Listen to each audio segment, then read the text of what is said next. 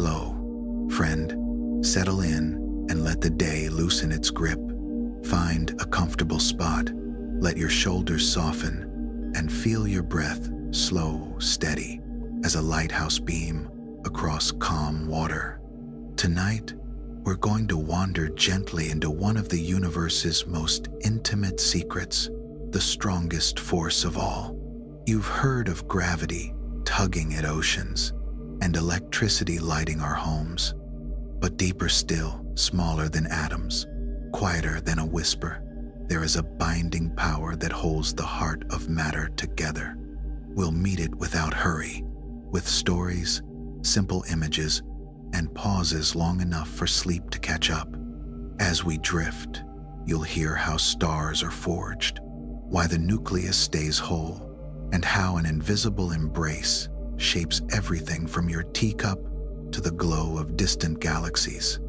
If these calm explorations bring you rest, a gentle like and a quiet subscribe help others find their way to this little harbor of night. No rush, no noise, just you, the soft rhythm of your breathing, and a universe drawing close.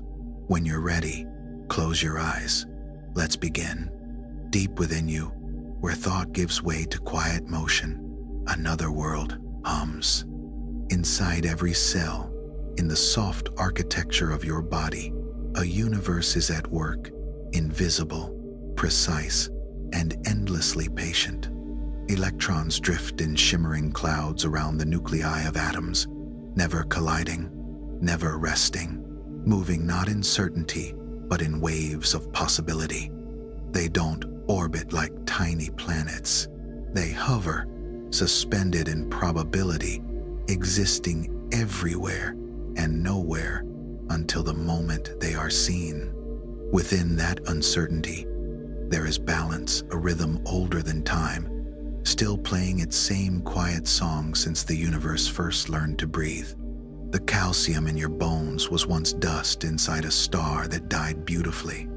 Under unimaginable pressure, that star forged heavy elements in its final act, a brief blaze of creation that scattered the ingredients for life across the galaxy. Every atom you carry has wandered for billions of years, crossing gulfs of space and epochs of silence, waiting to come together in this temporary, human shape you call your body. For a brief and shining moment, you are a constellation made of memory and movement, a pattern the cosmos has chosen to wear as you. Your carbon once burned at the heart of a star more massive than the Sunday there.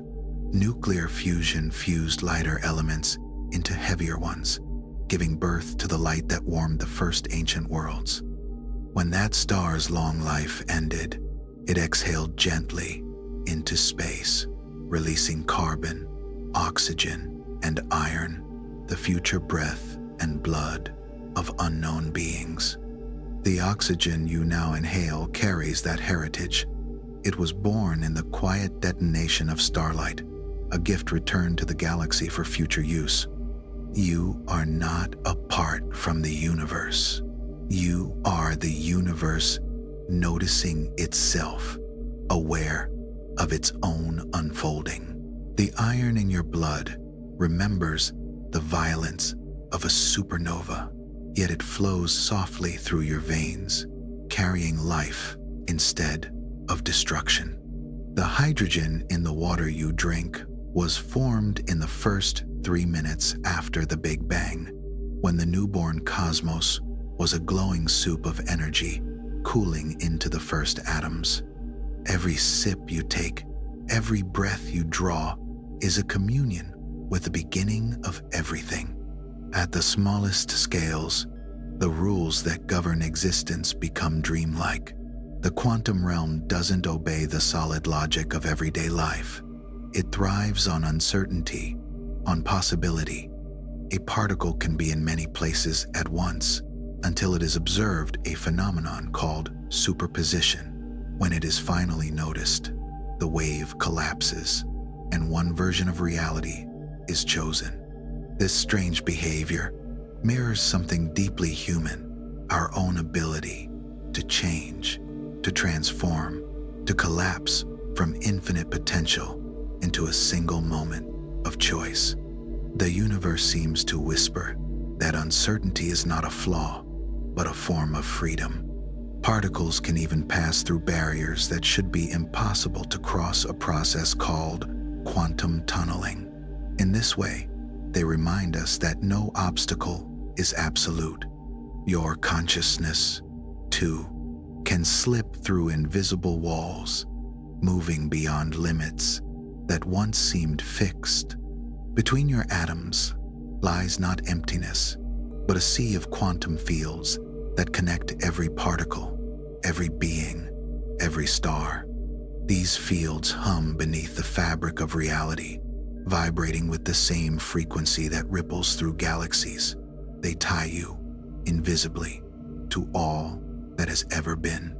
When the mind feels restless or tangled in worry, it helps to remember this: your atoms do not share your anxiety. They remain steady, untroubled, obeying the same elegant laws that have shaped matter since the dawn of time. Beneath thought, beneath breath, beneath all stories, you are built from equilibrium. The quantum fields within you continue their eternal dance. Calm and unhurried, you are held together by the strongest forces in nature, bonds that neither grief nor chaos can undo. You are a structure of starlight, carried by a current that has never failed. Far beyond your body, across the deep of the galaxy, there are stars that act like cosmic metronomes, pulsars, remnants of massive stars that collapsed into neutron cores, spin with unimaginable speed, sending out beams of radiation that sweep across space with perfect precision. These beams flash in rhythmic pulses, marking the passage of time more faithfully than any clock humanity has ever built. One pulsar, known as PSRJ 1713 plus 0747, has kept time for over 20 years, losing less than a millionth of a second. It turns in darkness with unerring grace. Imagine now aligning your breath with one of these celestial lighthouses. Take PSRB 1919 plus 21, the first pulsar ever discovered. Every 1.337 seconds, its beam completes a sweep, a heartbeat of the cosmos. Inhale as it turns, exhale as its light passes by. Its rhythm has traveled through space for centuries, reaching your awareness now, soft as a pulse in the night. These are not signals of destruction, but reminders of order, meditation bells ringing through the vacuum, keeping perfect time across the centuries.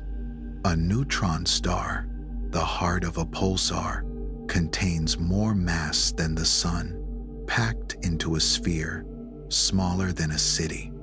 In that compression lies the universe's most stable form of matter, a crystalline lattice of neutrons, so dense that a single teaspoon would weigh 1 billion tons. Yet it holds this density peacefully, in balance, for billions of years.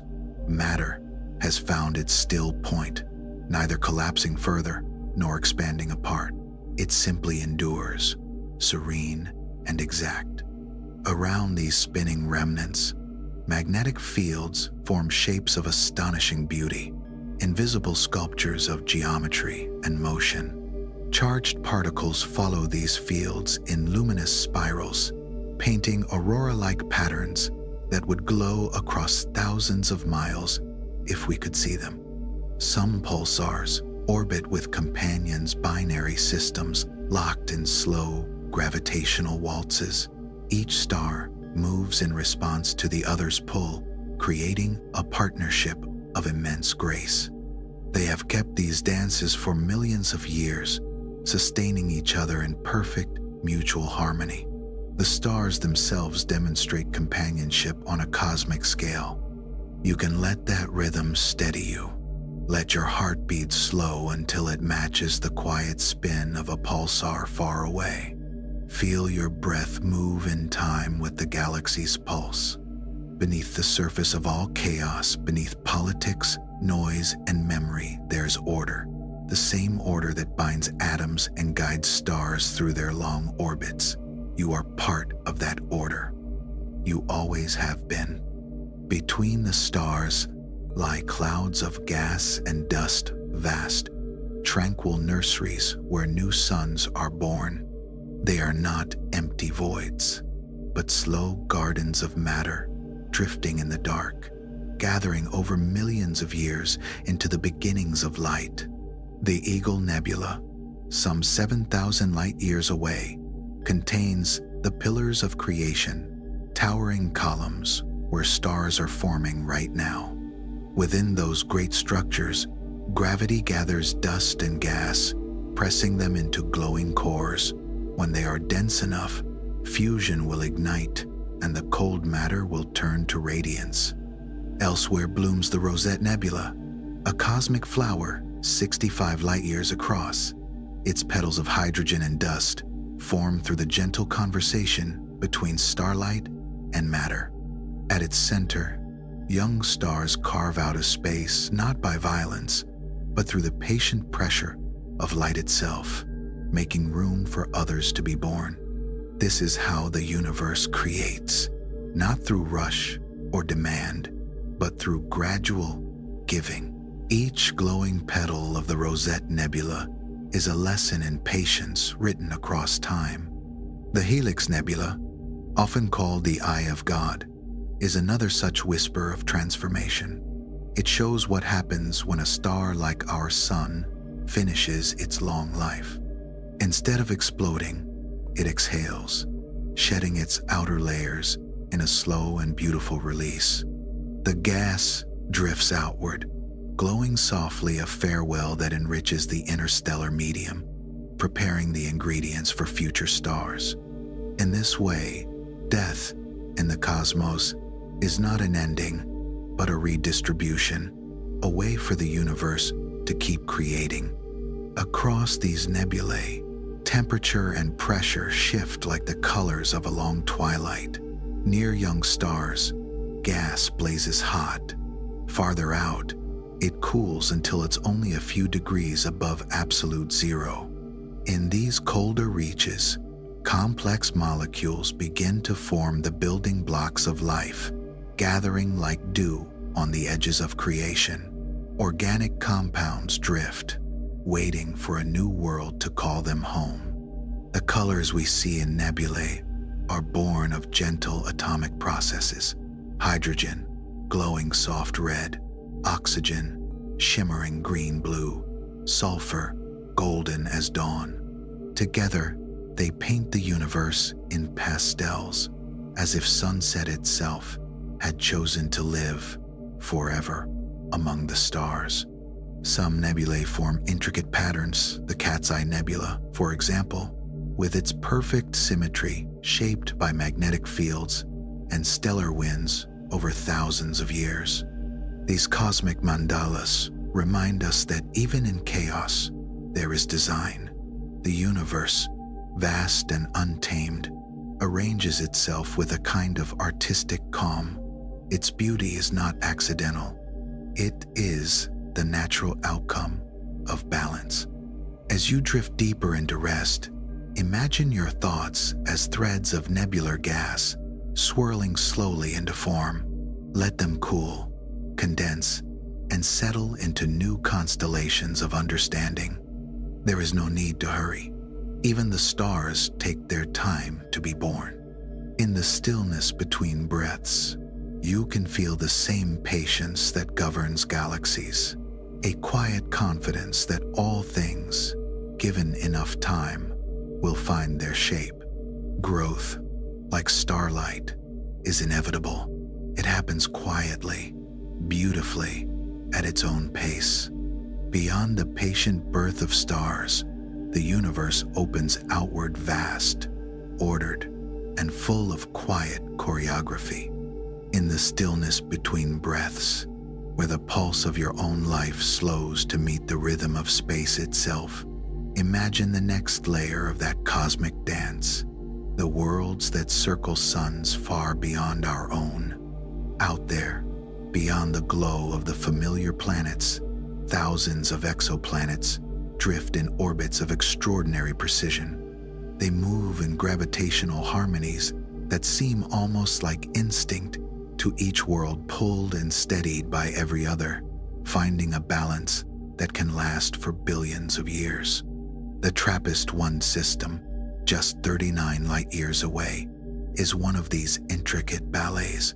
7 Earth-sized planets move around a small, dim star, so close together that their entire system would fit comfortably inside Mercury's orbit.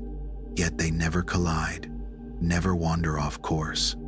For every 8 circuits made by the innermost planet, its neighbor completes 5. The next completes 3. Their orbits are locked in a perfect mathematical progression, a gravitational chain that keeps them stable through cosmic time.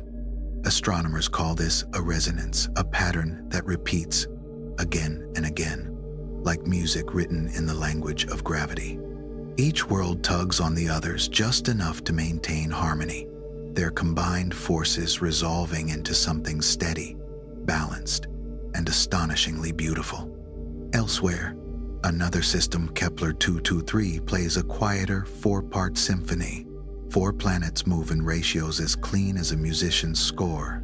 3, 4, 6, 8. Over billions of years, their orbits have remained tuned, the rhythm never drifting, the intervals never losing shape. The resonance acts like gravity's sheet music, a pattern that keeps chaos from creeping in. To watch these systems, even in the imagination, is to witness what patience can create. Balance that endures, not because it is rigid, but because every part listens and responds to the rest. Among the billions of stars in our galaxy, some systems offer more than beauty, they offer shelter.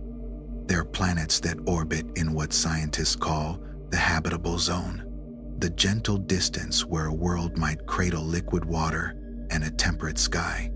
Around some stars, these regions are wide and bright. Around others, narrow and fragile.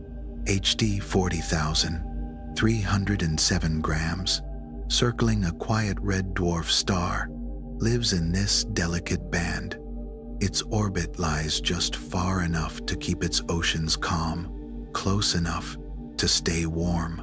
The star burns its fuel so slowly that it could shine for trillions of years long after our sun and its children have gone silent.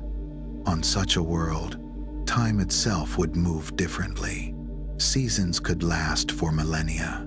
Mountains could rise and fall before the star's light changed by even a fraction.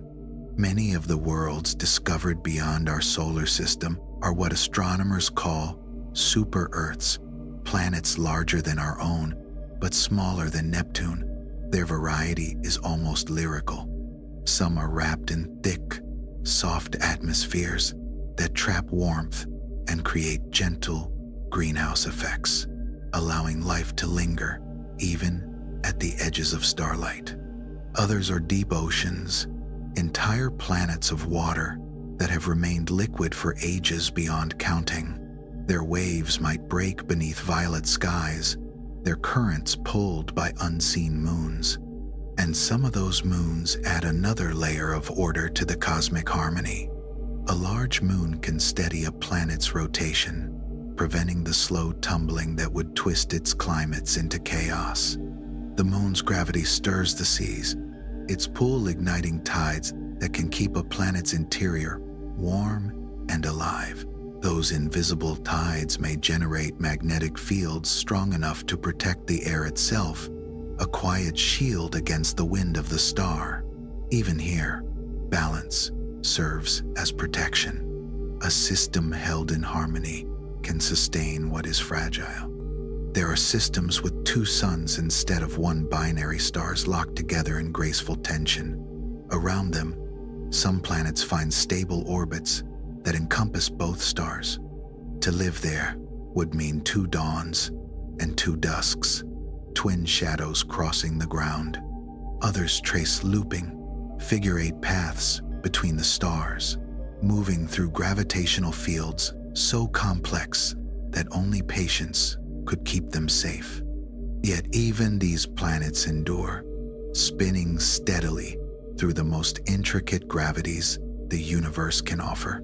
Their stability is not despite the complexity, it is born from it. When you think of these distant worlds, let the image settle into your own experience. There are times when you, too, are caught between competing forces, obligations, memories, desires, fears. Yet within that web, a stable orbit can form. Just as planets find their rhythm among the pulls of many suns, so can a human life find balance among many influences. Harmony does not require stillness. It requires relationship. Every tug can be part of the dance. Outward still, beyond the reach of any telescope's direct gaze, the galaxy itself moves as one immense system. The Milky Way turns with stately calm, completing a single revolution every 225 million years. A galactic year, the last time our solar system was in its current position. The first dinosaurs were just stirring on Earth's plains. That is the tempo of our home, slow, deliberate, unwavering. Its spiral arms are not solid arms of stars, but waves of density, flowing through the galactic disk like slow tides. Stars drift into these arms, where the added pressure ignites new suns, then drift out again into quieter space. Even our galaxy breathes, expanding and contracting across eons, inhaling new stars, exhaling light. At the center of this enormous wheel lies Sagittarius A*, a black hole so massive it anchors everything around it, 4 million suns worth of gravity gathered into a single point. Yet it is calm. It does not devour, it holds. The matter it gathers falls inward at such a slow rate that it barely glows, a soft radio murmur instead of a roar. The heart of the Milky Way is not destruction, but stability, a still center around which billions of stars trace their long, unhurried paths. Among those stars are the elders of our galaxy, burning quietly for more than 12 billion years. They have watched the Milky Way grow from a turbulent cloud into the spiral we see today. They are witnesses to time itself, their endurance, a reminder that longevity is possible even in a restless universe. Around them, in regions between the spiral arms, lie the galaxy's suburbs, vast expanses where stars live gentle, untroubled lives. Some of these systems cradle planets that have known peace for billions of years, their orbits unbroken, their suns unchanging. Farther out, the galactic halo glows with globular clusters, ancient gatherings of hundreds of thousands of stars bound together in dense spheres.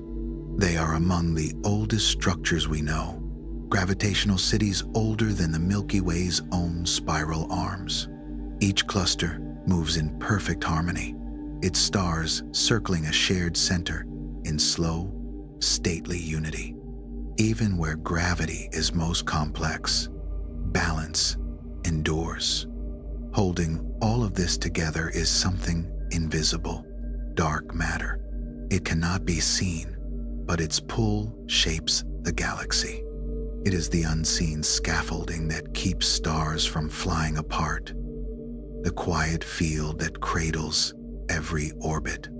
This halo of dark matter stretches far beyond what we can see, wrapping the Milky Way in an invisible cocoon of stability.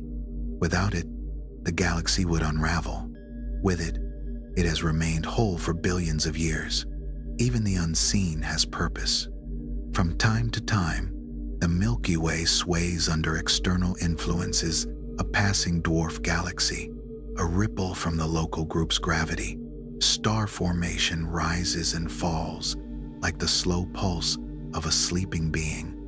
These are not cataclysms, but gentle shifts in rhythm. Streams of stars, torn from smaller galaxies, flow through the halo like rivers of light, blending gradually into the whole. It is a kind of cosmic assimilation, not destruction, but welcome. The galaxy grows by addition, by inclusion, not by conquest. Threaded through all this is a faint magnetic field, too weak to stir a compass, yet powerful enough to shape the paths of charged particles as they wander between the stars.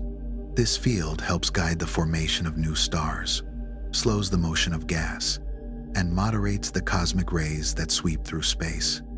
It is another layer of quiet regulation, one more sign that the universe prefers continuity to chaos.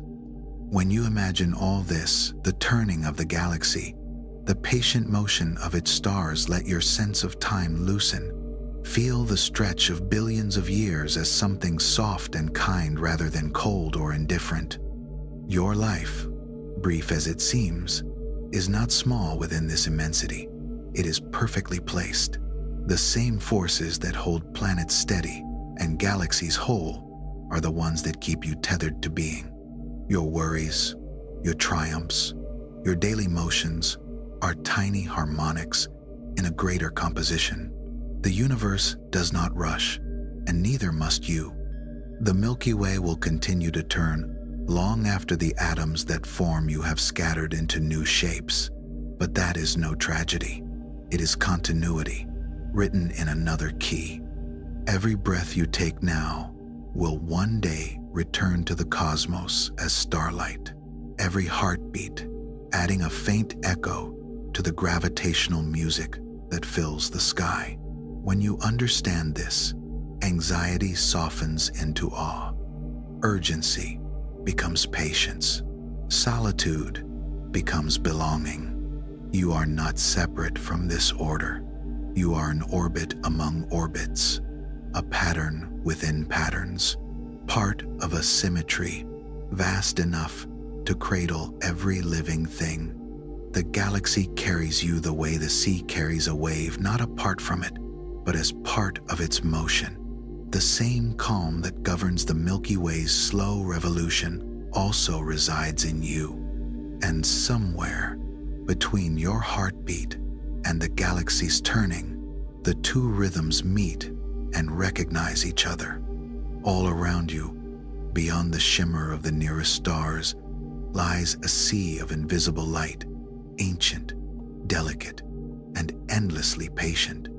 It has been traveling since the universe first became transparent, carrying the faint memory of creation itself.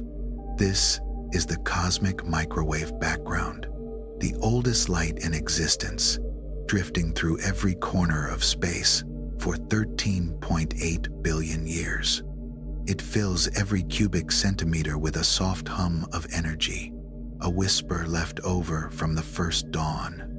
That light began its journey when the universe was only 380,000 years old, a mere heartbeat after the beginning. Before that, the cosmos was opaque, a glowing fog of particles and radiation so tightly bound that no photon could travel freely. The whole of space was a kind of molten unity, matter and energy intertwined, temperature and pressure in perfect balance. It was an age without form, without stars, without darkness or light as we know them. Then, as the universe expanded and cooled, something exquisite happened. The electrons that had been darting between protons slowed and settled into orbit, forming the first atoms. The fog lifted. Light, at last, could move. The universe, for the first time, could see itself.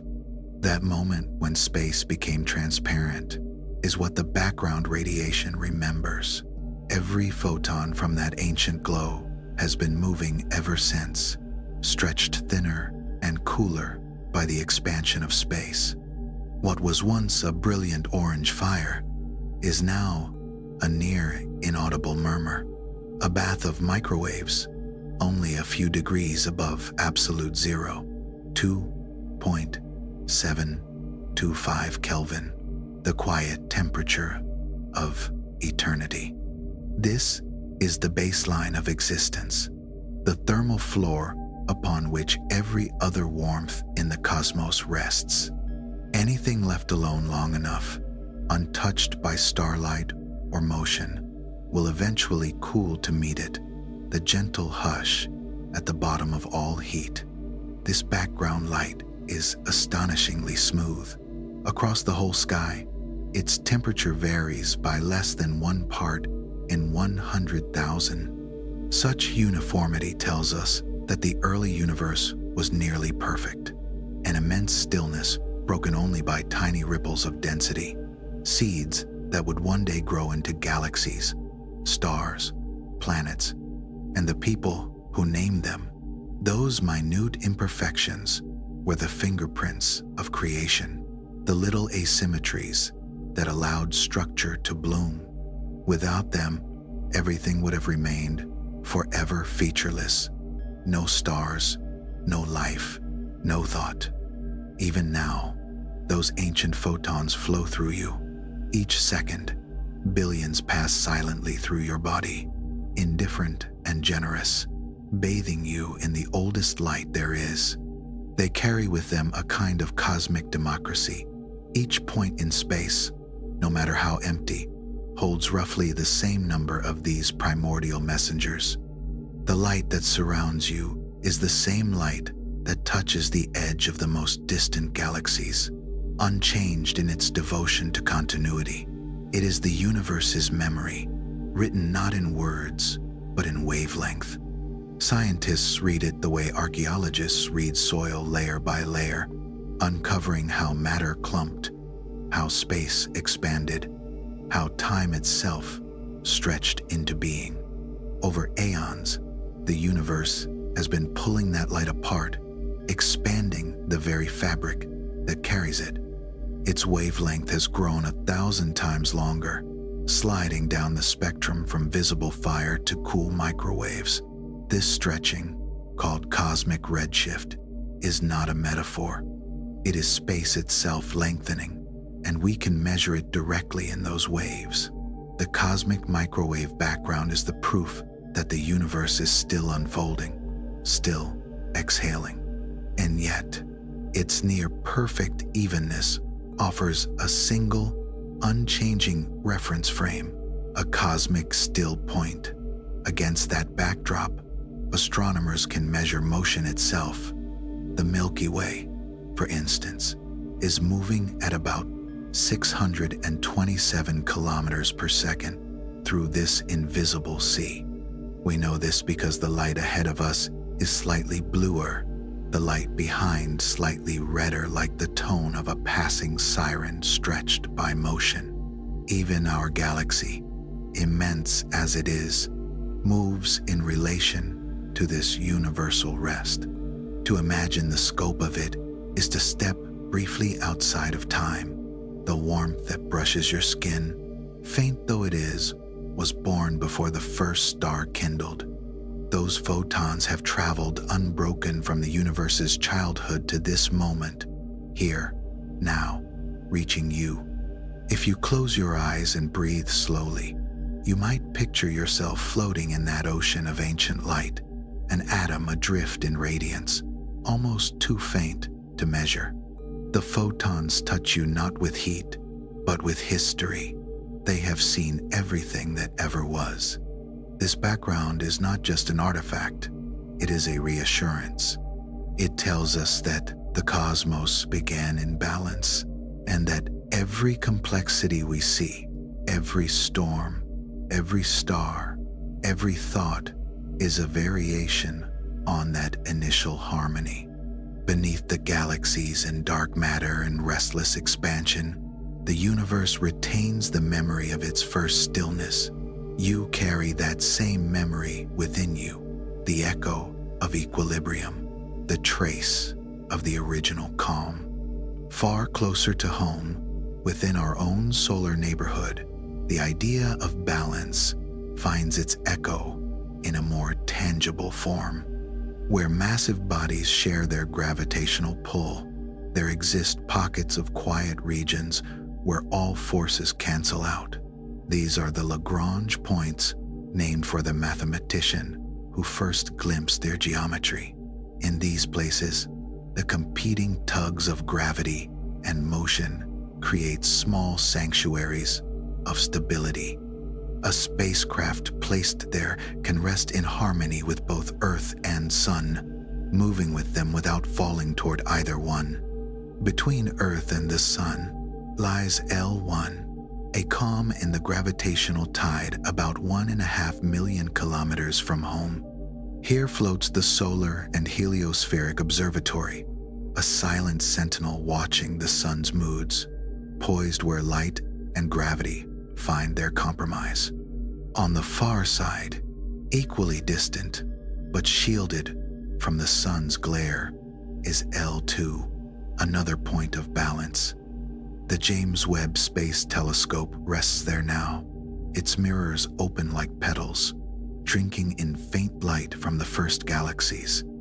It remains in steady alignment, needing only the smallest nudges to stay poised in that gravitational cradle. Further still, 60 degrees ahead of Earth in its orbit, and 60 degrees behind, lie L4 and L5, triangular havens where the Sun's and Earth's gravity form a perfect balance of angles.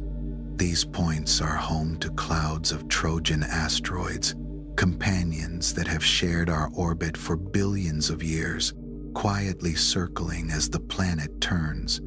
In other parts of the solar system, Jupiter's own Lagrange points harbor vast swarms of these cosmic companions, hundreds of thousands of rocks tracing ancient, stable paths.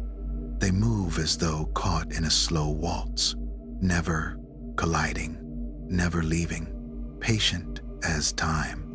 At these points, the sensation of balance takes on a new meaning.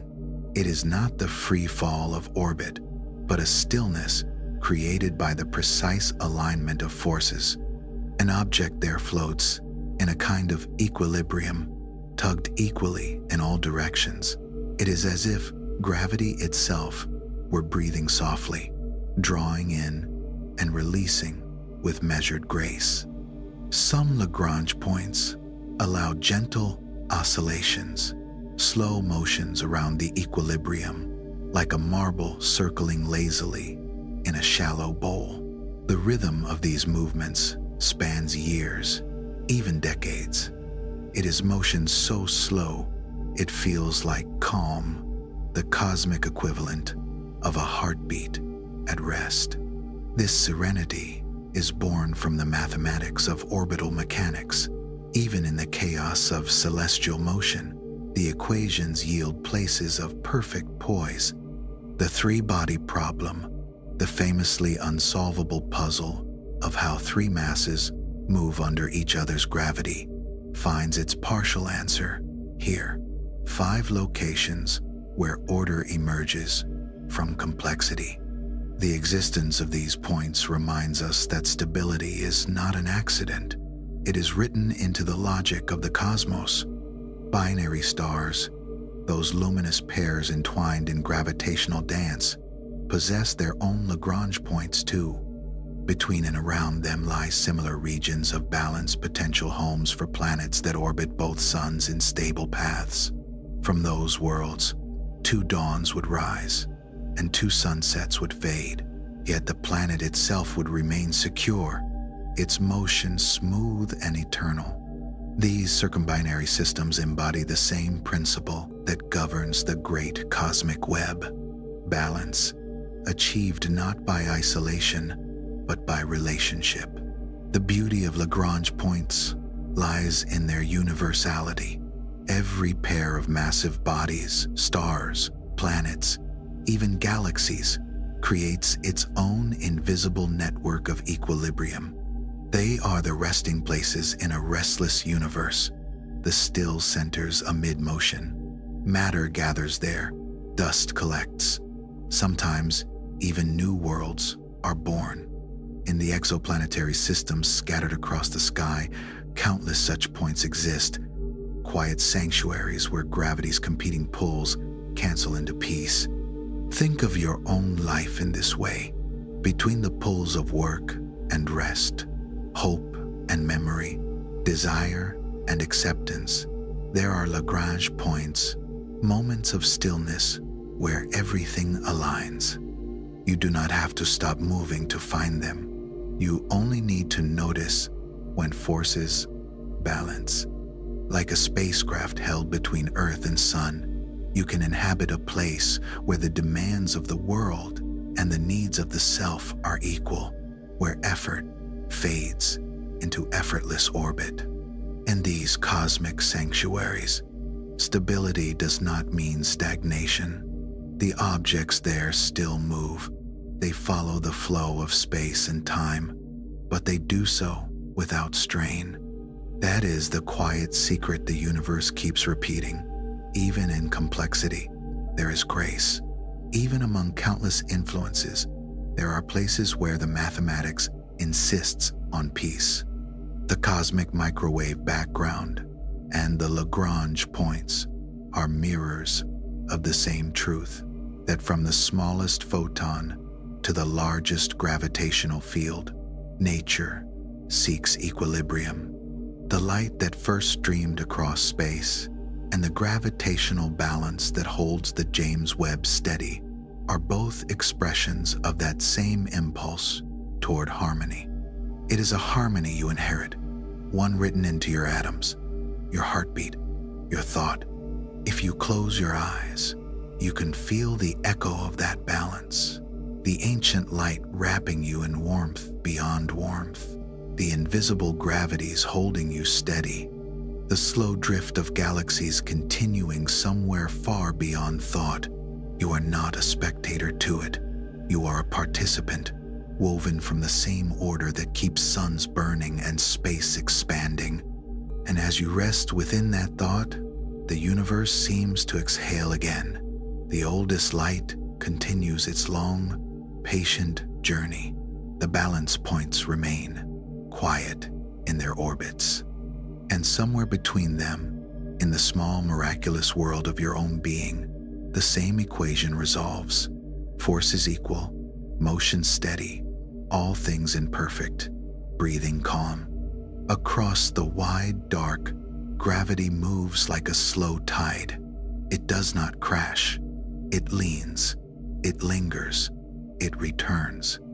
These tidal pulls thread planets to their moons and stars to one another, changing orbits and interiors with the patience of a clock that refuses to hurry.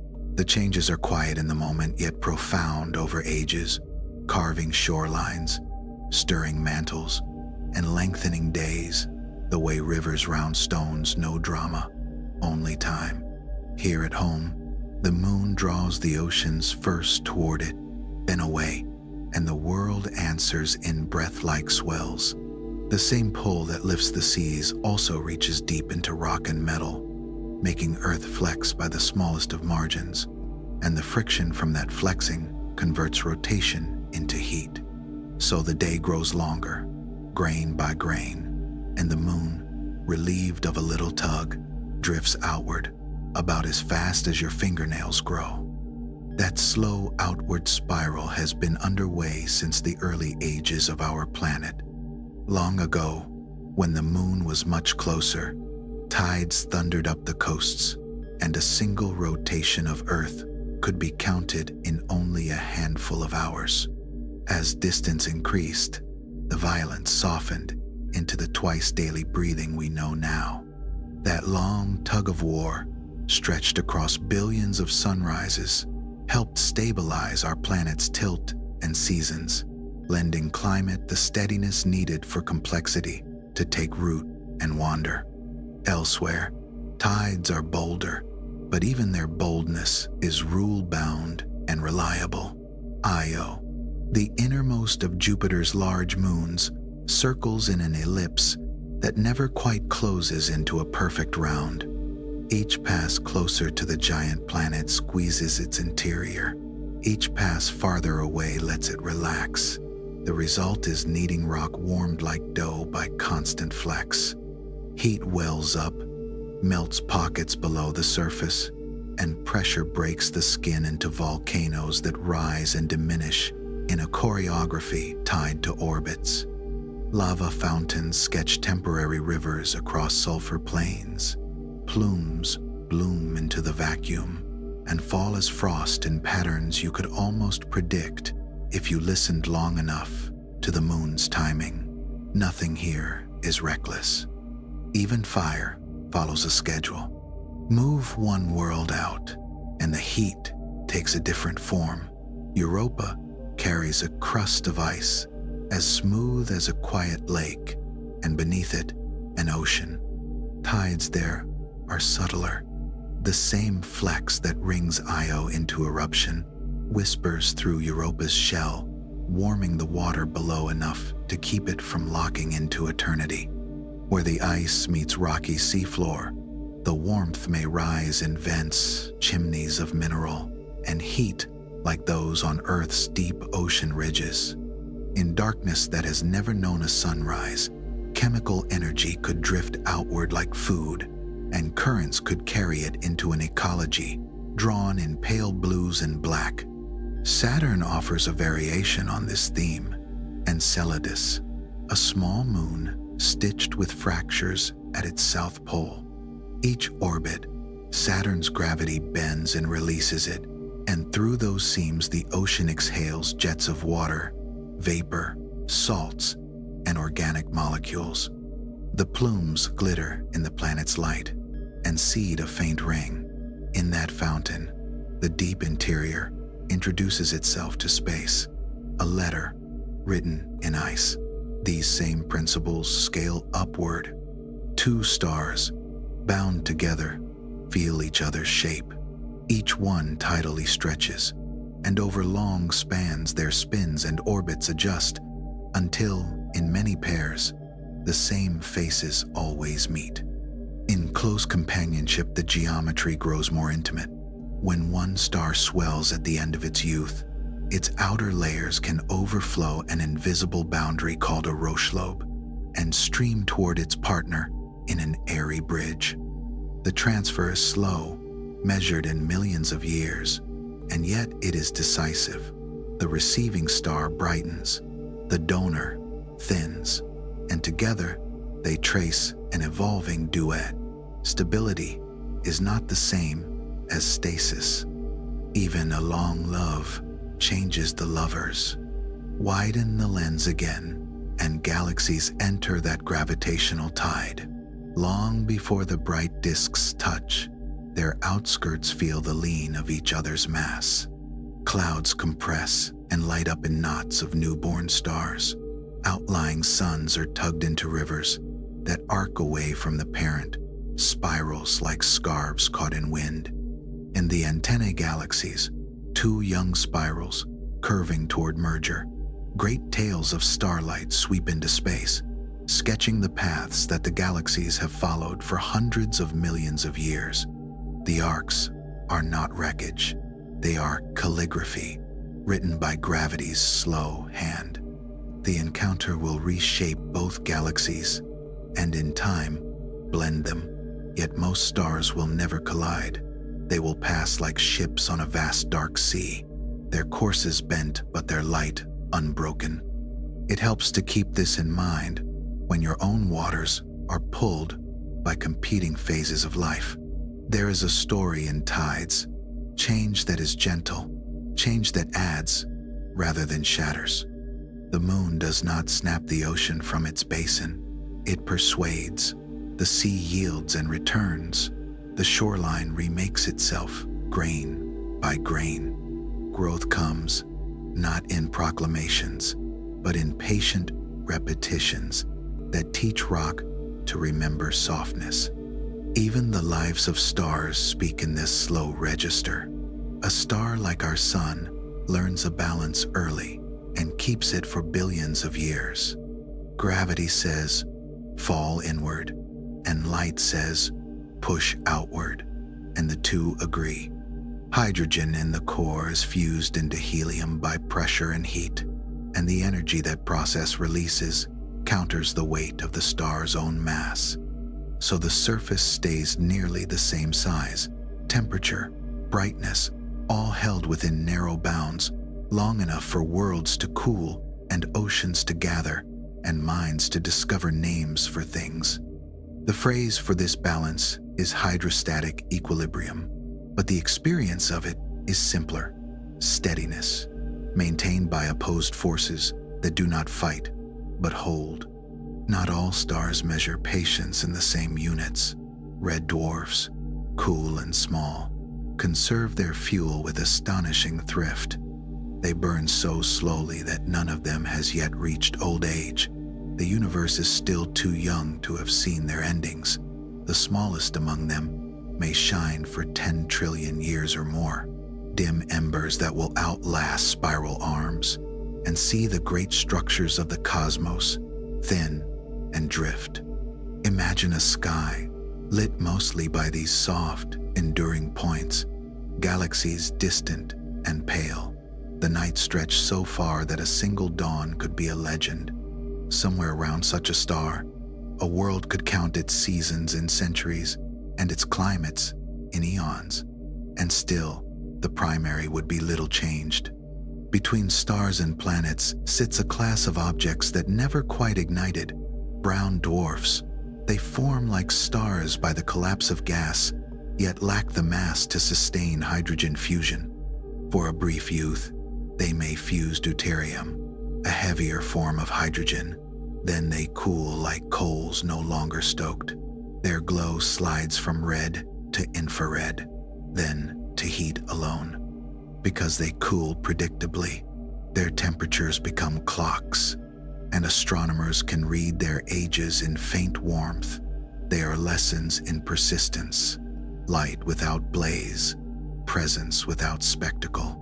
When a star the size of our sun finishes the easy burning of core hydrogen, the balance shifts.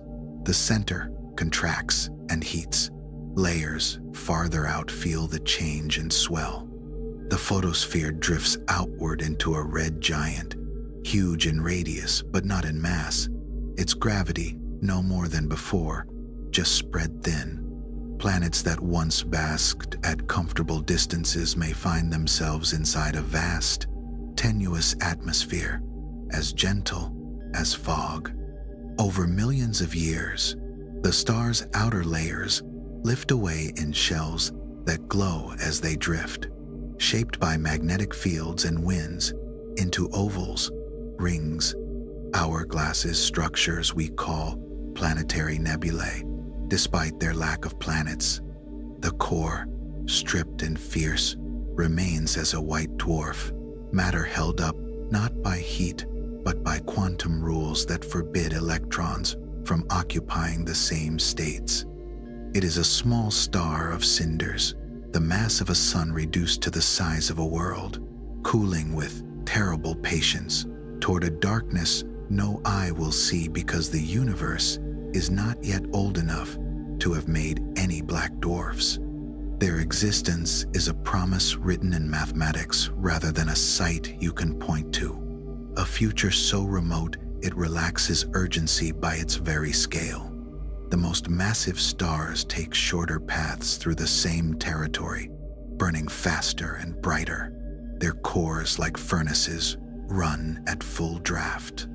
Their lives are measured in mere millions of years, and their ends can be emphatic, supernovae that unmake the star and seed space with heavy elements. Yet even these giants live most of their span in equilibrium, layer upon layer of controlled fusion.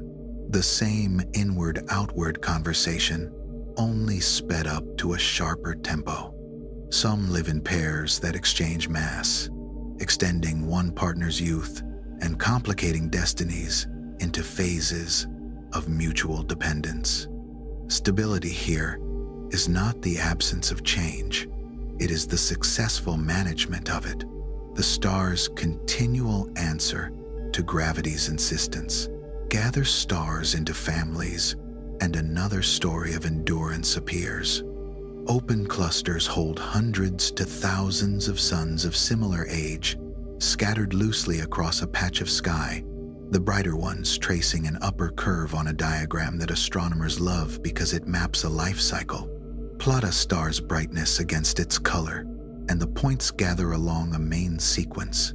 As the cluster ages, the most massive peels away, first into giantdom, and scientists can read the cluster's age from the point where the line turns.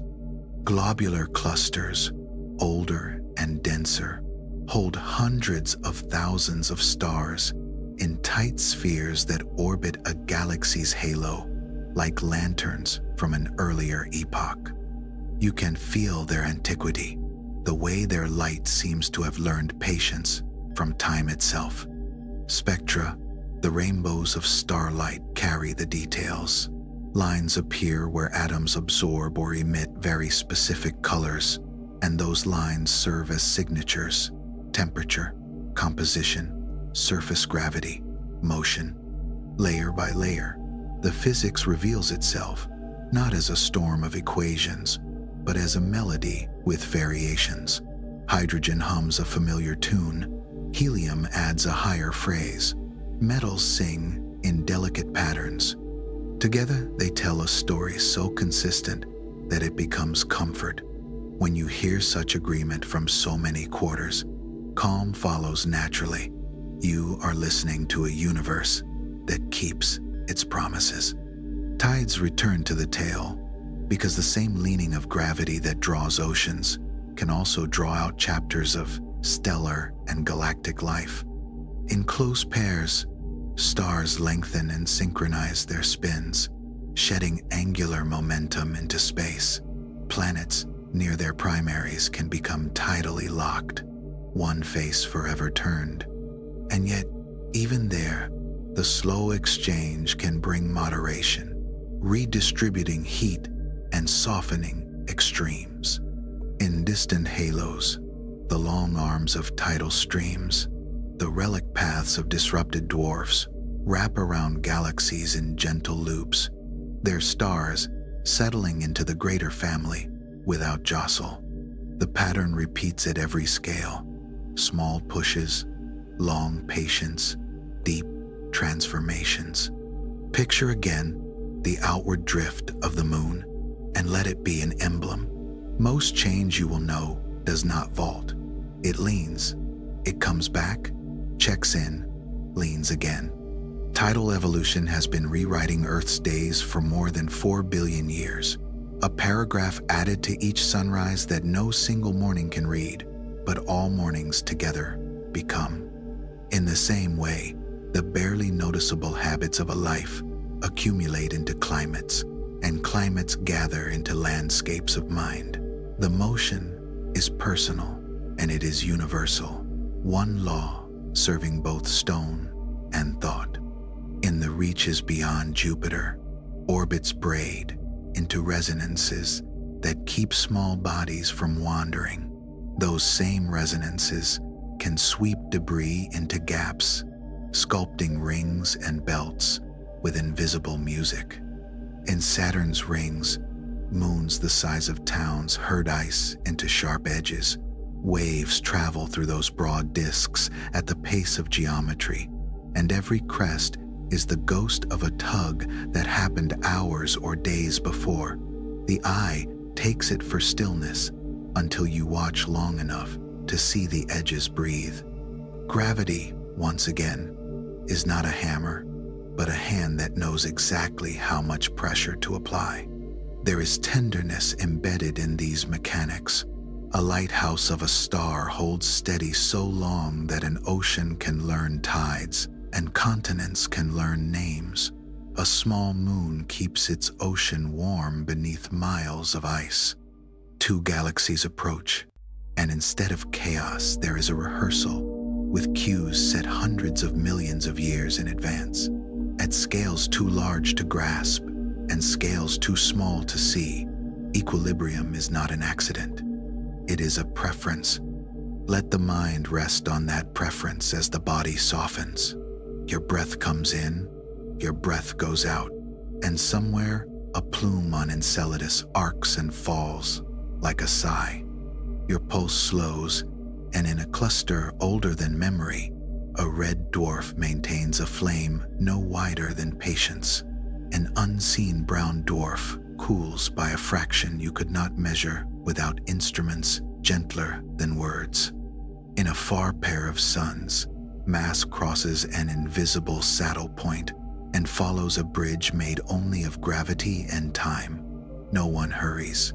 Nothing is late. If you listen further, another layer of order becomes audible. The way equilibrium adapts. Stars expand, planets migrate, galaxies merge, and yet the rule remains. Forces find balance. Hydrostatic equilibrium yields to a new steady state as fuel changes. Orbital resonances shift to a fresh ratio, and still the system keeps time. In you, too, a first balance may give way to another that is kinder or truer or simply better matched to the season. The lesson is not that peace requires stillness, but that peace requires relationship tuned to the moment. When drift feels like loss, remember how often it has made room for life. The moon's slow departure gave us longer days and gentler tides. Europa's flex may feed an ocean's hidden metabolism. The tails of colliding galaxies glitter with newborn suns. Even a star's letting go, those shells it lifts into space, when it becomes a giant, enriches the medium from which new stars will be condensed. Ending is not erasure. It is the clearing of a field for another growth. Somewhere tonight, telescopes watch a star dim by a whisper because a planet crossed in front of it. That tiny dip, regular as a heartbeat, tells of orbits that will last for ages. Instruments feel the warmth of worlds they cannot see, detect the shake of a star pulled by an unseen companion, read the chemistry of a plume cast into light years of night. All of it rests on the same grammar: gravity, pressure, light, and time. The universe does not need to shout to be heard. It repeats itself softly until we learn the words. As the hours pass, the grand mechanics do not change their pace for you, and somehow that is the comfort. The moon continues outward by the width of a hair.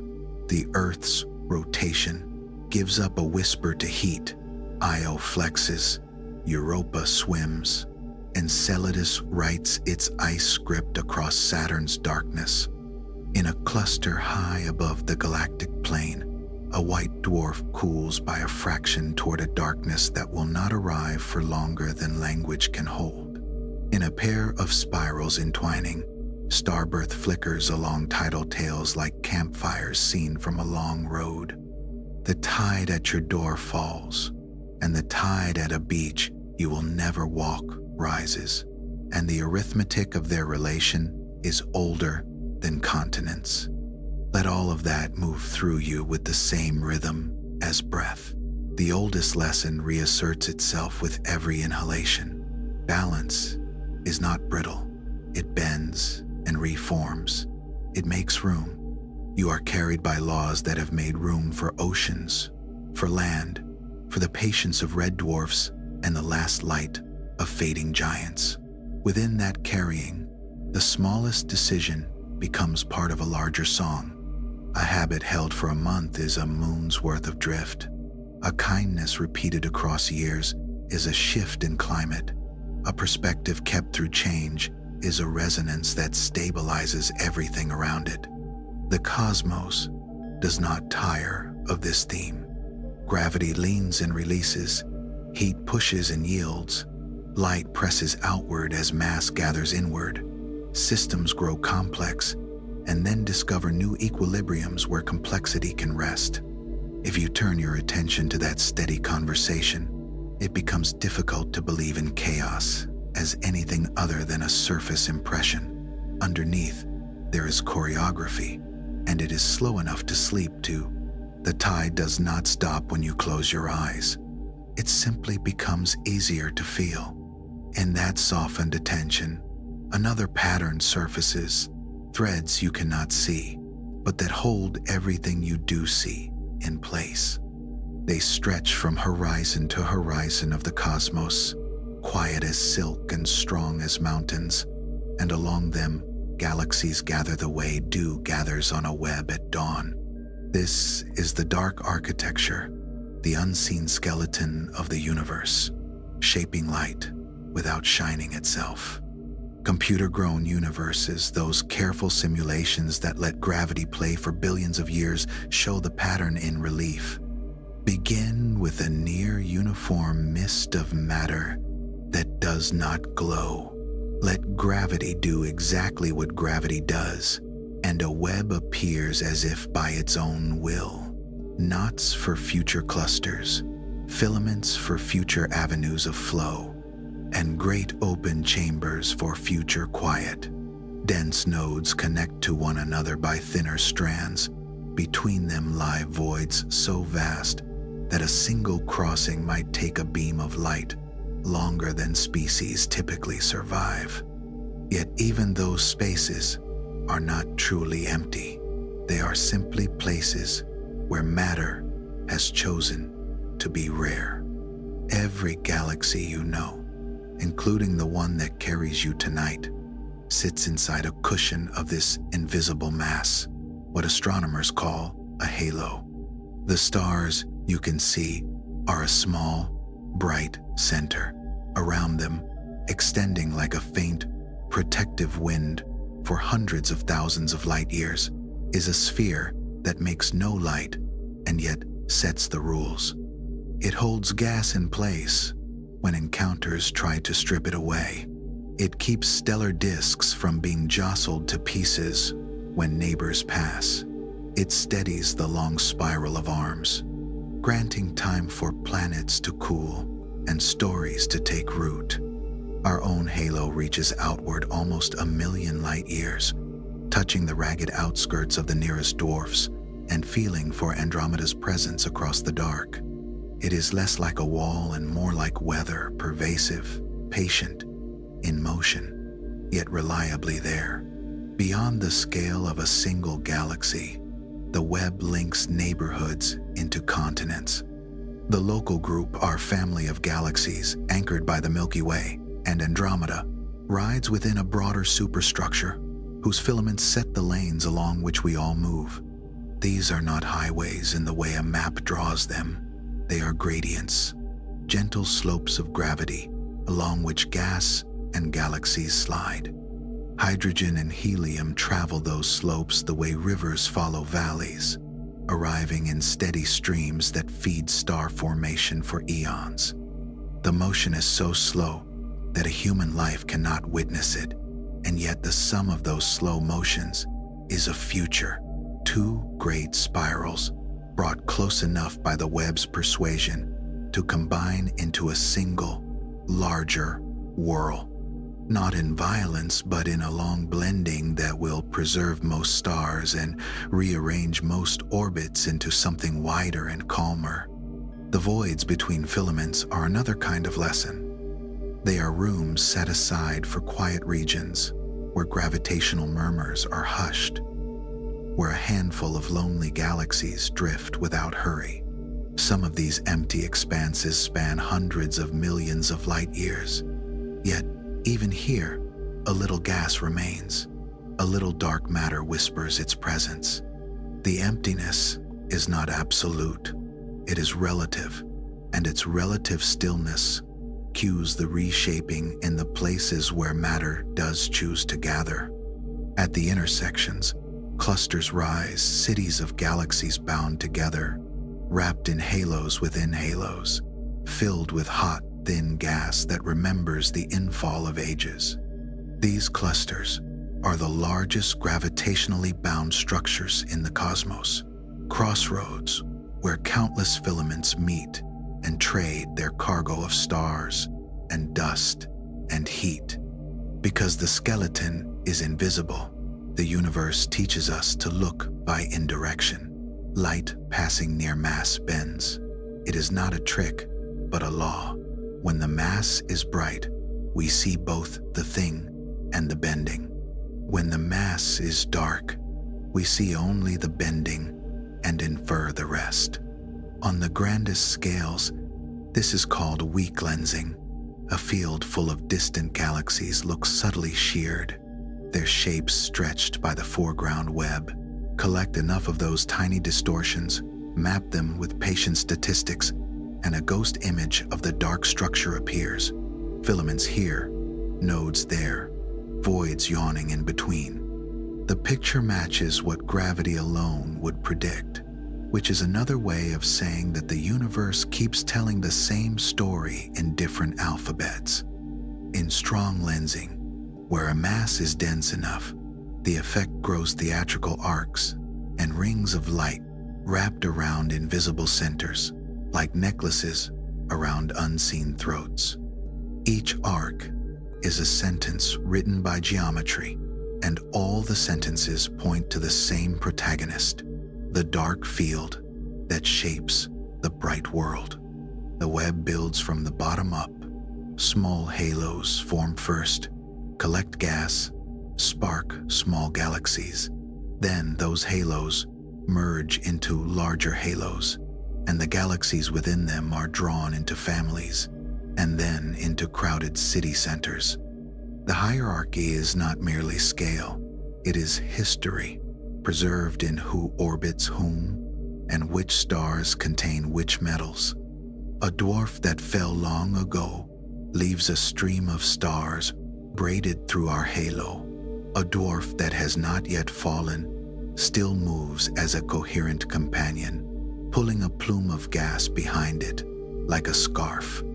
The distribution of mass sets the schedule, and the schedule runs on a clock that does not care what any single generation prefers. It keeps time, and it is generous. If you need a way to feel that generosity in your body, imagine the Milky Way breathing. Galaxies do that. Slow inhalations and exhalations that regulate their own lives. From the near edge of nothing, the circumgalactic medium stretches out, a vast, hot halo of million-degree plasma threaded with cooler streams. Along those streams, fresh hydrogen and helium slide toward the disk, spiraling gently as rotation and magnetic fields guide them. The inward motion is measured, tuned to sustain star formation at a rate that can last for billions of years without exhausting the supply or choking the galaxy in its own brilliance. That is the inhalation. Then the exhale.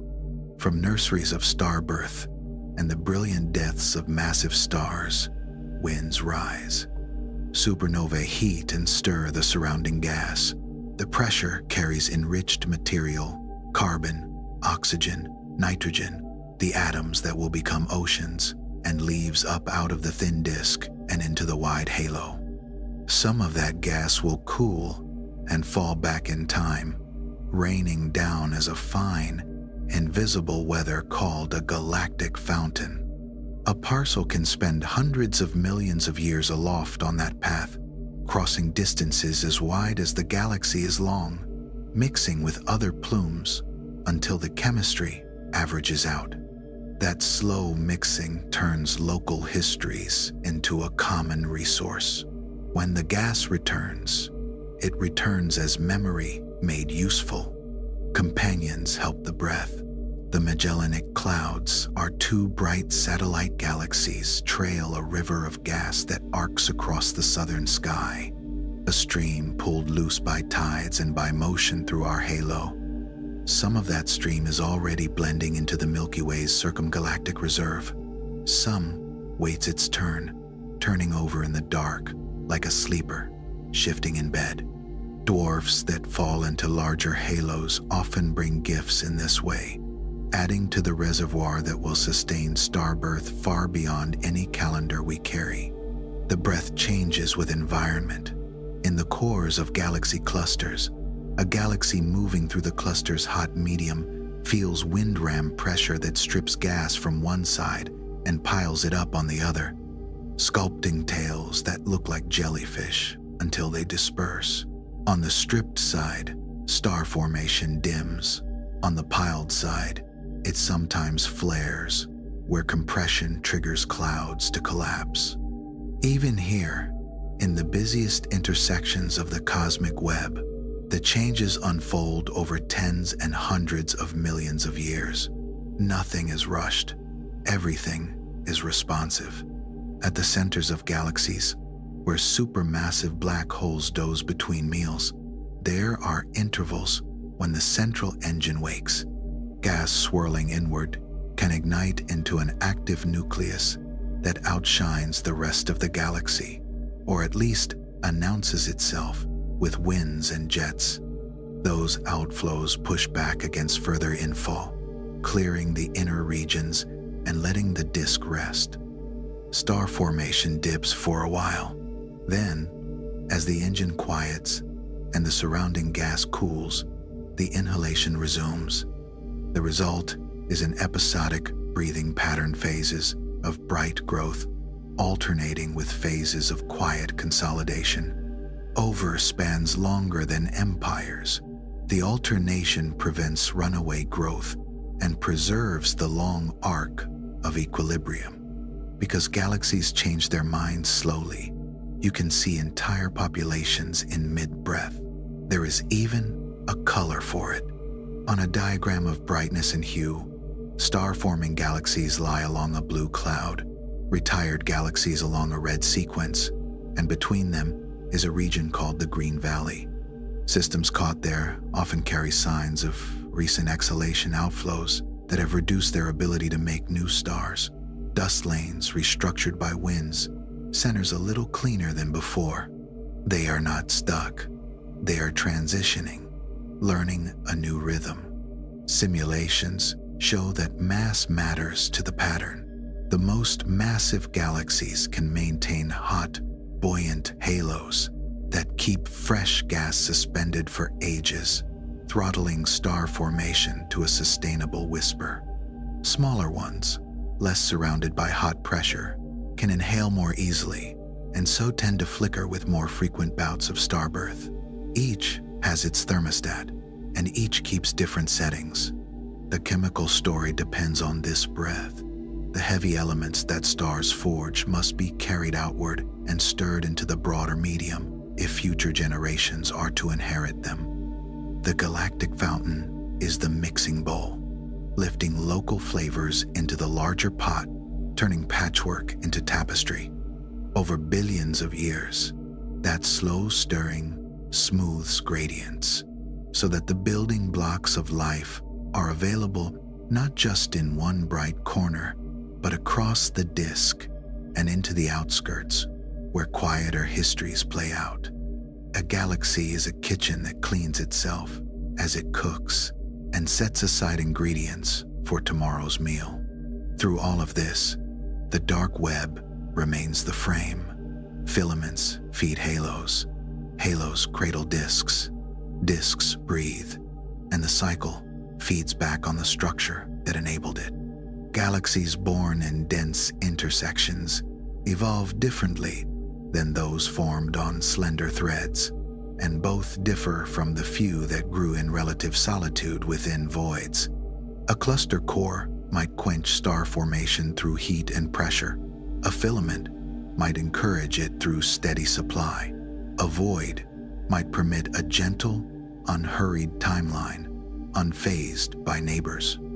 The environment is not destiny, but it is weather, and weather accumulates into climate. What you feel lying there with breath slowed and muscles untying themselves, is kin to this. The connective tissue that makes community, the quiet exchanges that make families out of individuals, the slow circulation of ideas and care. These are your filaments. They do not demand attention. They provide it. They are invisible until you need them, and then they are everything. You are not a bright object alone in a black field. You are part of a web that has always preferred connection to isolation, continuity to rupture. In the morning, telescopes will continue their patient work. They will measure the slight shear of 1,000,000 distant galaxies and add them into a map of gravity's face.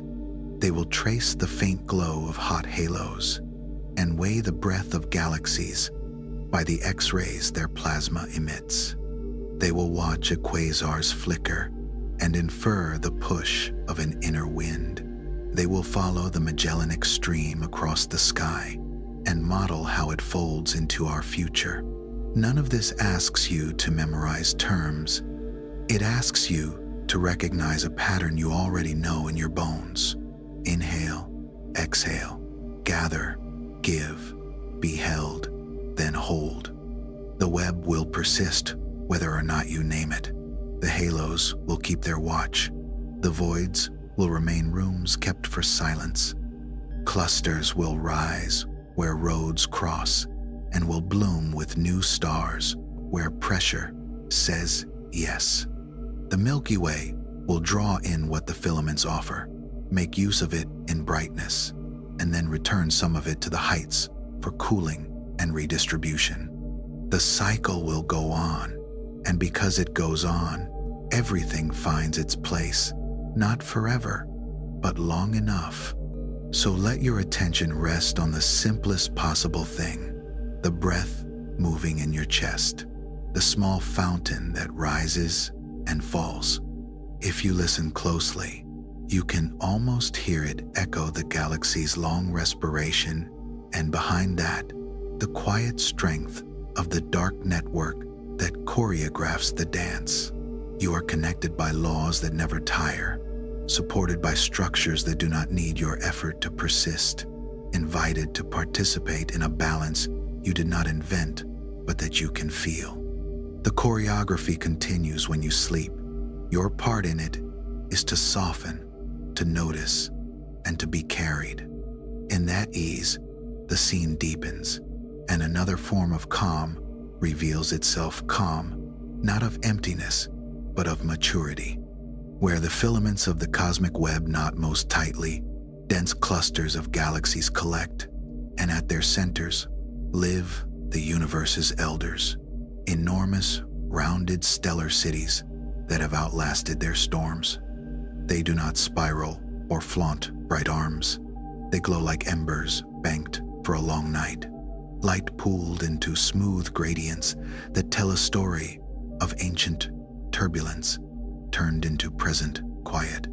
These are giant elliptical galaxies built from many lives woven into one. Their stars are mostly old red and amber populations that were born when the universe was brisk with gas and eager to ignite it. Youth came quickly for them. Their great growth spurts burned hot and fast, then subsided. What remains is order, held by gravity alone, a three-dimensional drift of countless orbits whose sums produce the gentle fall-off of brightness you can trace from the center to the edge. The mathematics of their light is captured by a simple curve, the Cercic profile, a sign that beneath the apparent simplicity, the motions have agreed upon a shared geometry.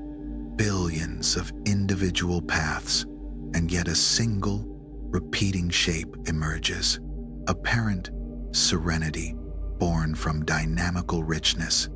In the Virgo cluster, one such colossus waits with patient gravity, the galaxy we call M87.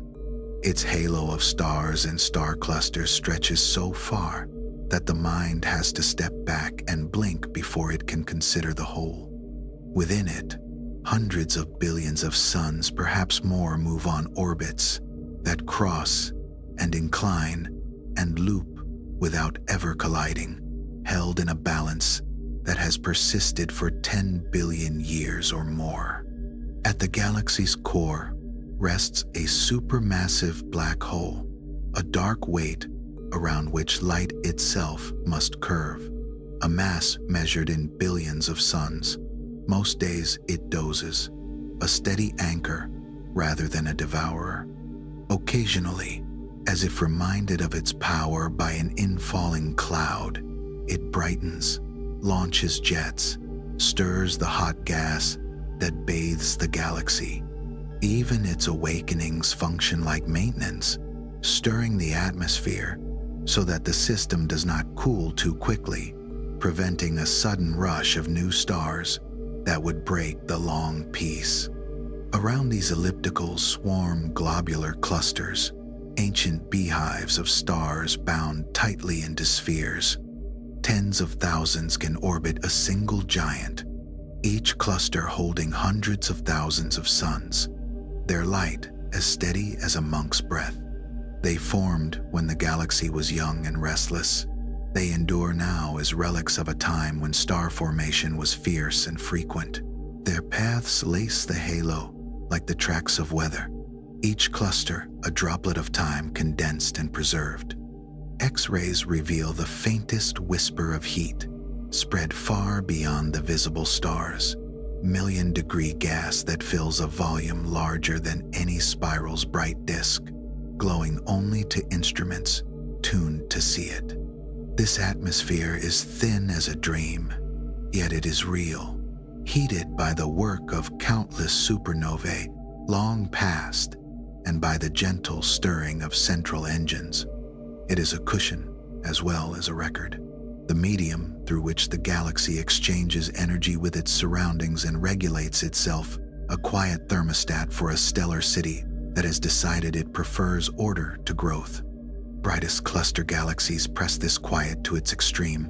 They sit exactly where every road meets at the bottom of the cluster's gravitational well, and they grow by the long arithmetic of accretion. Not in a rush, not by tearing, but by patience.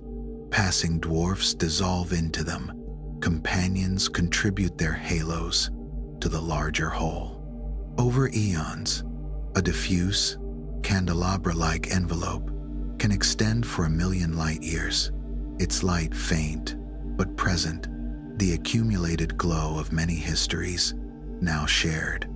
Even here, small ripples testify that time never really stops.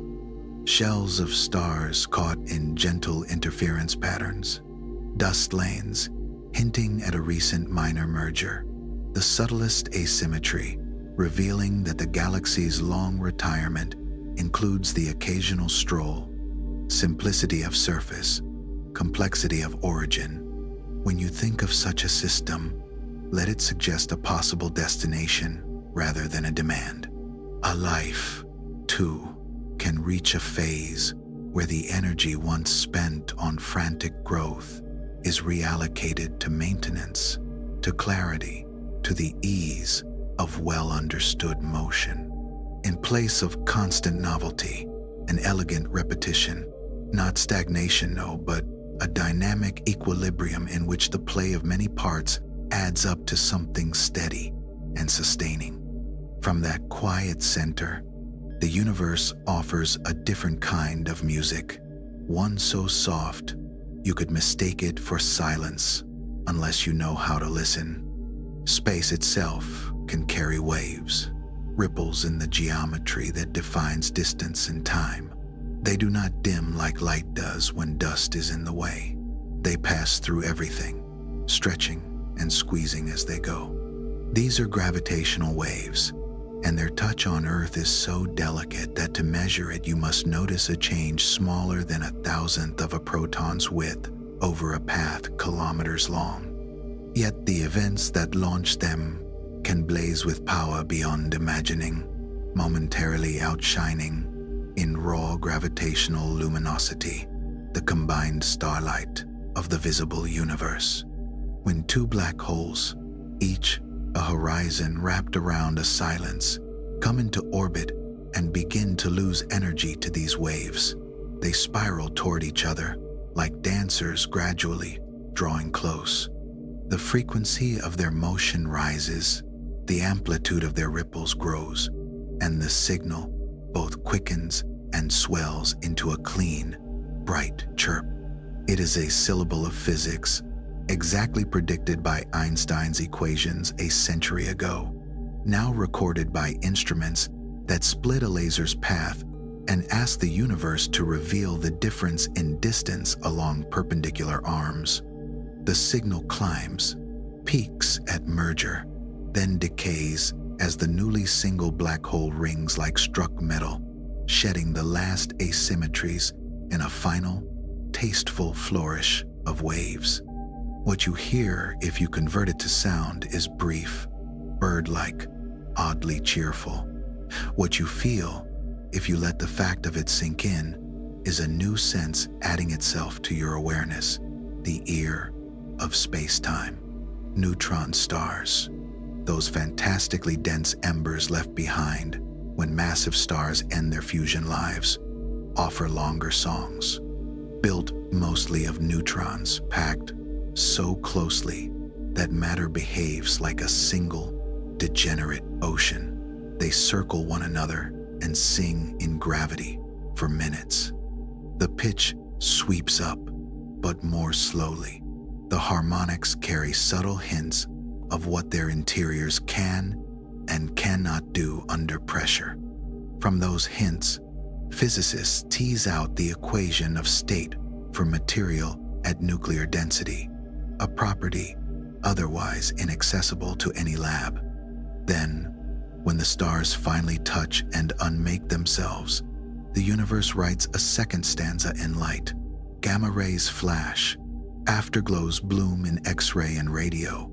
Heavy elements like gold and platinum are made and flung into space in a fog that glows as it decays. One such event, tagged with the name GW170817, gave us a multi-messenger portrait, gravity first, then photons across the spectrum, a full chorus from a single source. The lesson was not only what happened there and then, but that the cosmos invites us to listen with more than one sense. All the while, throughout cosmic history, countless pairs have been merging unseen, their individual whispers stacking into a background hum, the gravitational wave equivalent of the microwave afterglow, only made of many later overlaps instead of one early shout. Future instruments, especially those launched away from Earth's tremors into the quiet of space, will tune their ears to lower pitches, where supermassive black hole binaries thrum with periods measured in hours and days, even years. A constellation of spacecraft, LISA is one planned name, will hold formation across millions of kilometers, tracking minuscule changes in distance with laser light to catch those slow, stately waves. If we are lucky, we may even someday hear another, older music, primordial ripples left by the universe's first furious expansion, stretched now to vast wavelengths, a bass note from an age before atoms. That would be like finding a fossil not in stone but in the shape of time itself. Gravitational waves do more than sing. They measure. Because they cross the universe unscathed by intervening matter, they arrive as clean messengers from far away. The way their amplitude dims with distance, combined with how their frequency evolves, can turn some events into standard sirens, signals whose intrinsic loudness we can calculate, allowing us to compare what we hear with what telescopes see, and thus take the pulse of cosmic expansion. Binary pulsars, the earlier harbingers of this field, already taught us to trust the physics, timing the radio flashes from a spinning neutron star as it orbits. A companion revealed an orbital decay exactly matching the energy one would expect to be carried off by gravitational waves. It was proof delivered quietly, a slow drift in arrival times, recorded over years, patient as tide work. The polarization of these waves, the directions in which they stretch and squeeze, holds clues too. In general relativity, there are two patterns, and so far the universe agrees. But it is a good habit, almost a ritual of care, to check this in regime after regime, because gravity tested, where it is strong and curved, may yet reveal subtleties hidden from gentle fields like Earth's. Each detection is both an observation and a question answered. Each is a rehearsal for the next, a way to refine our ears. All of this lies within the same slow grammar that guides galaxies and breaths. Even a collision, a word that suggests thunder, follows rules and expresses itself in curves, smooth enough to lull. The waves carry no jagged edge. They are sinusoids cresting into union, then fading with decorum. In a universe that seems at first glance to be chaos and catastrophe, this is a different truth, that the extreme can be exquisitely predictable, that the loudest events can be measured best by the quietest instruments, that the deepest calm can live at the centers of the greatest weights. Return, then, to the giant ellipticals for a moment. They are not dead, they are composed.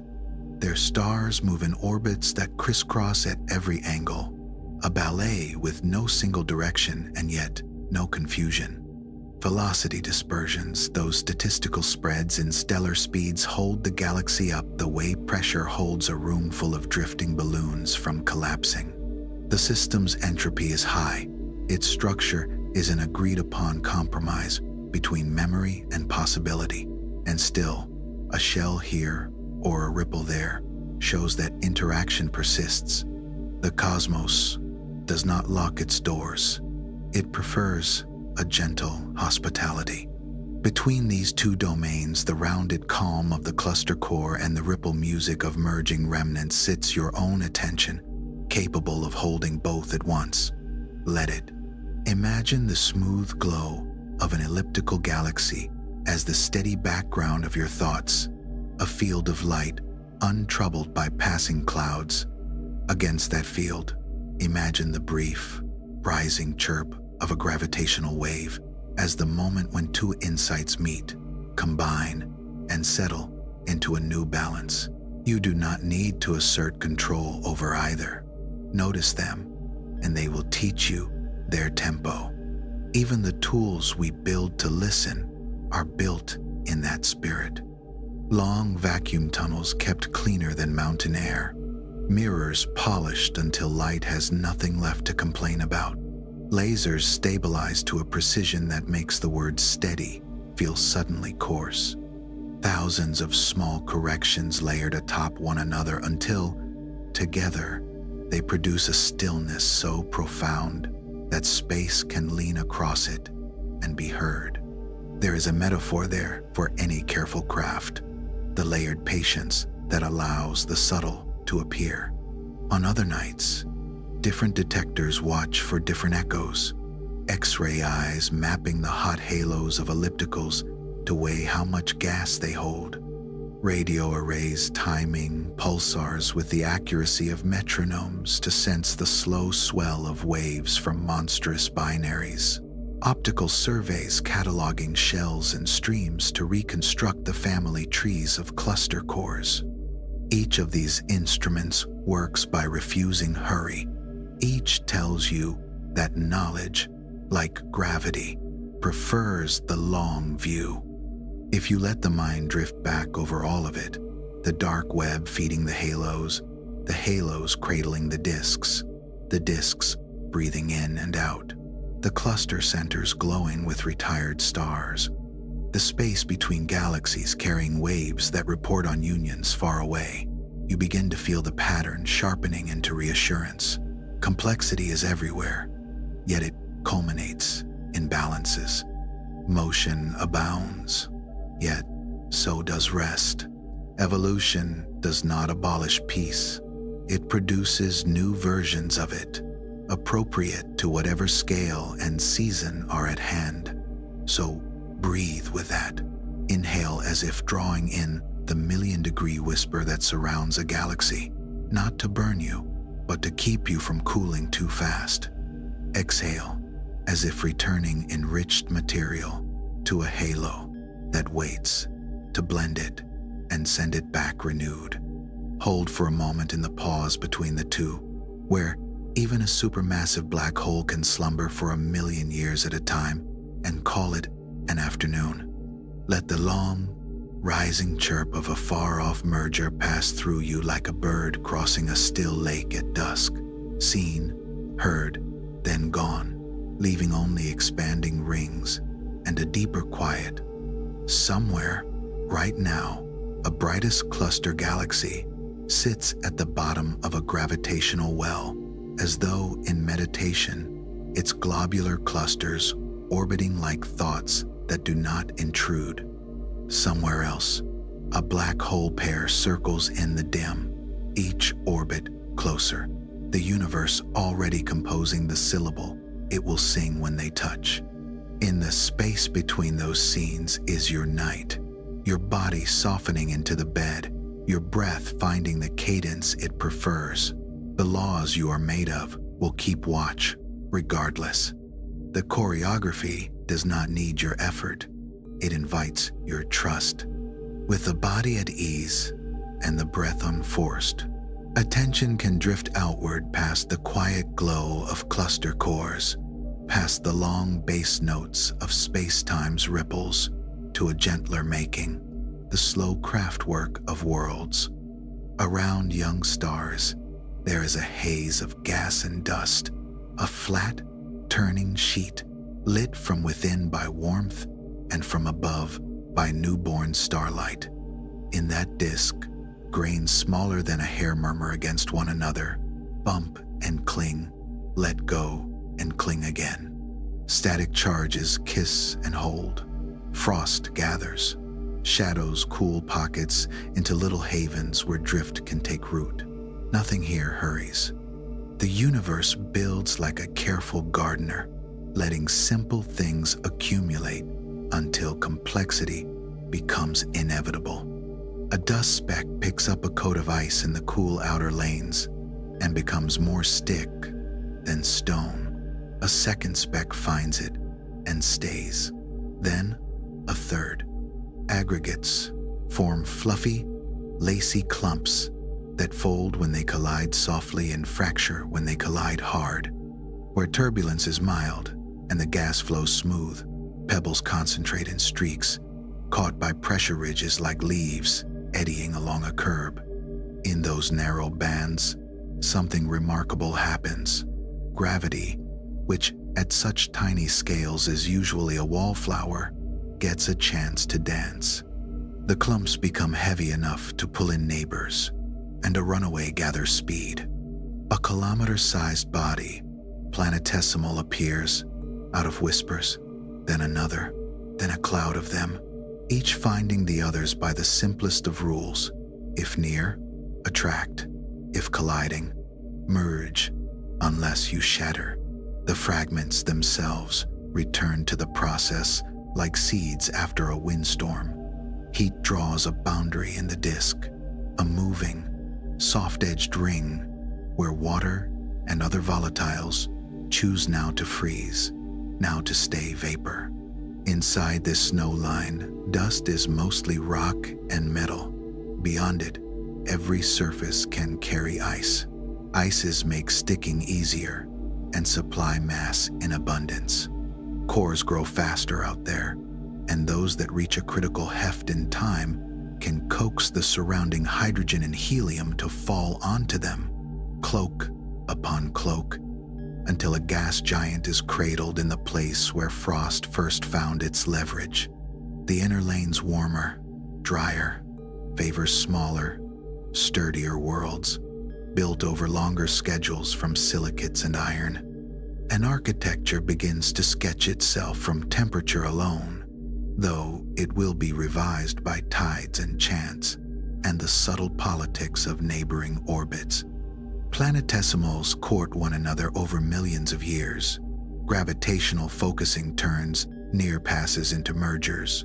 Collisions exchange momentum and sort orbits into families.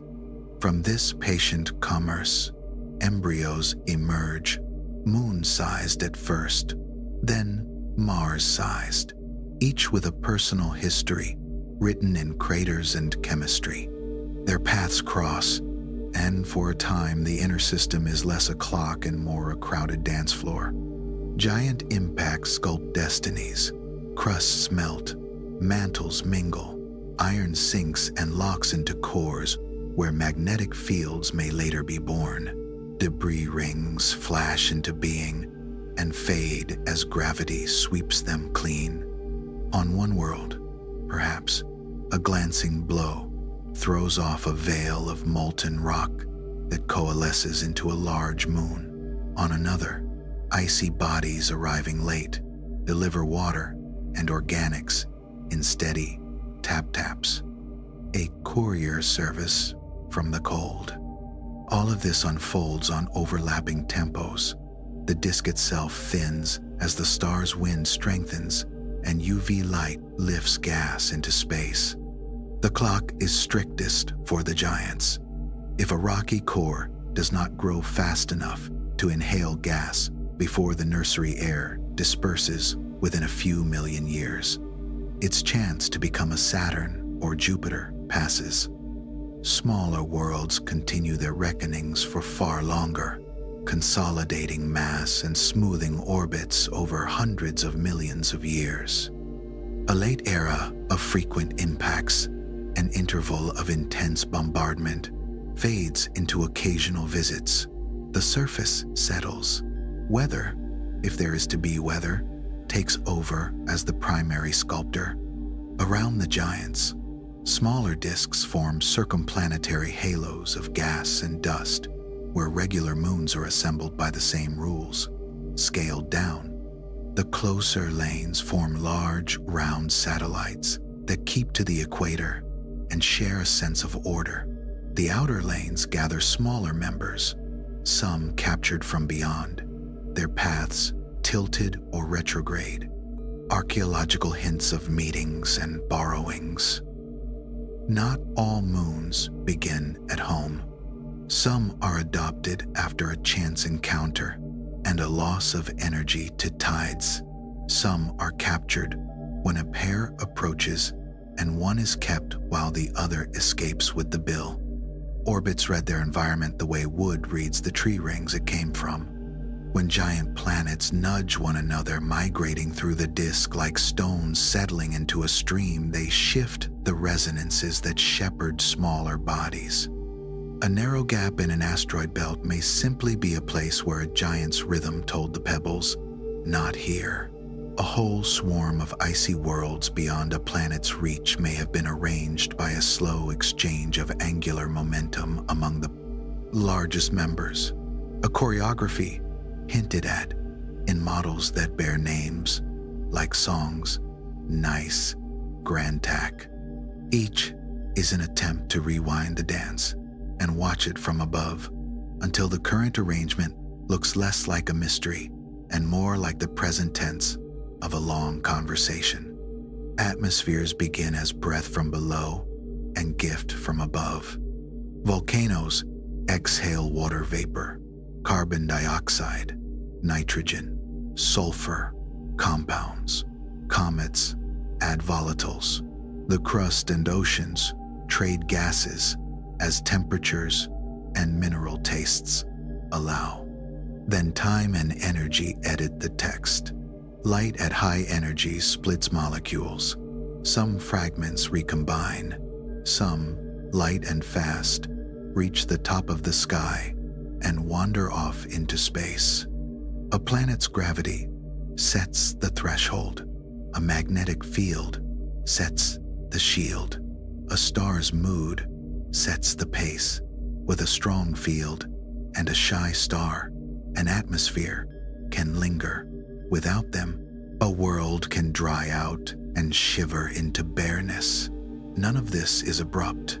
Even losses that seem catastrophic, stripping by a wild young wind, take place over millions of dawns.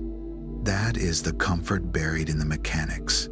Most fates are centuries deep, not days. As the catalog of other systems lengthens, familiar assumptions learn to stretch. Some giants park so near their stars that a year is a handful of days, and twilight is a permanent rumor.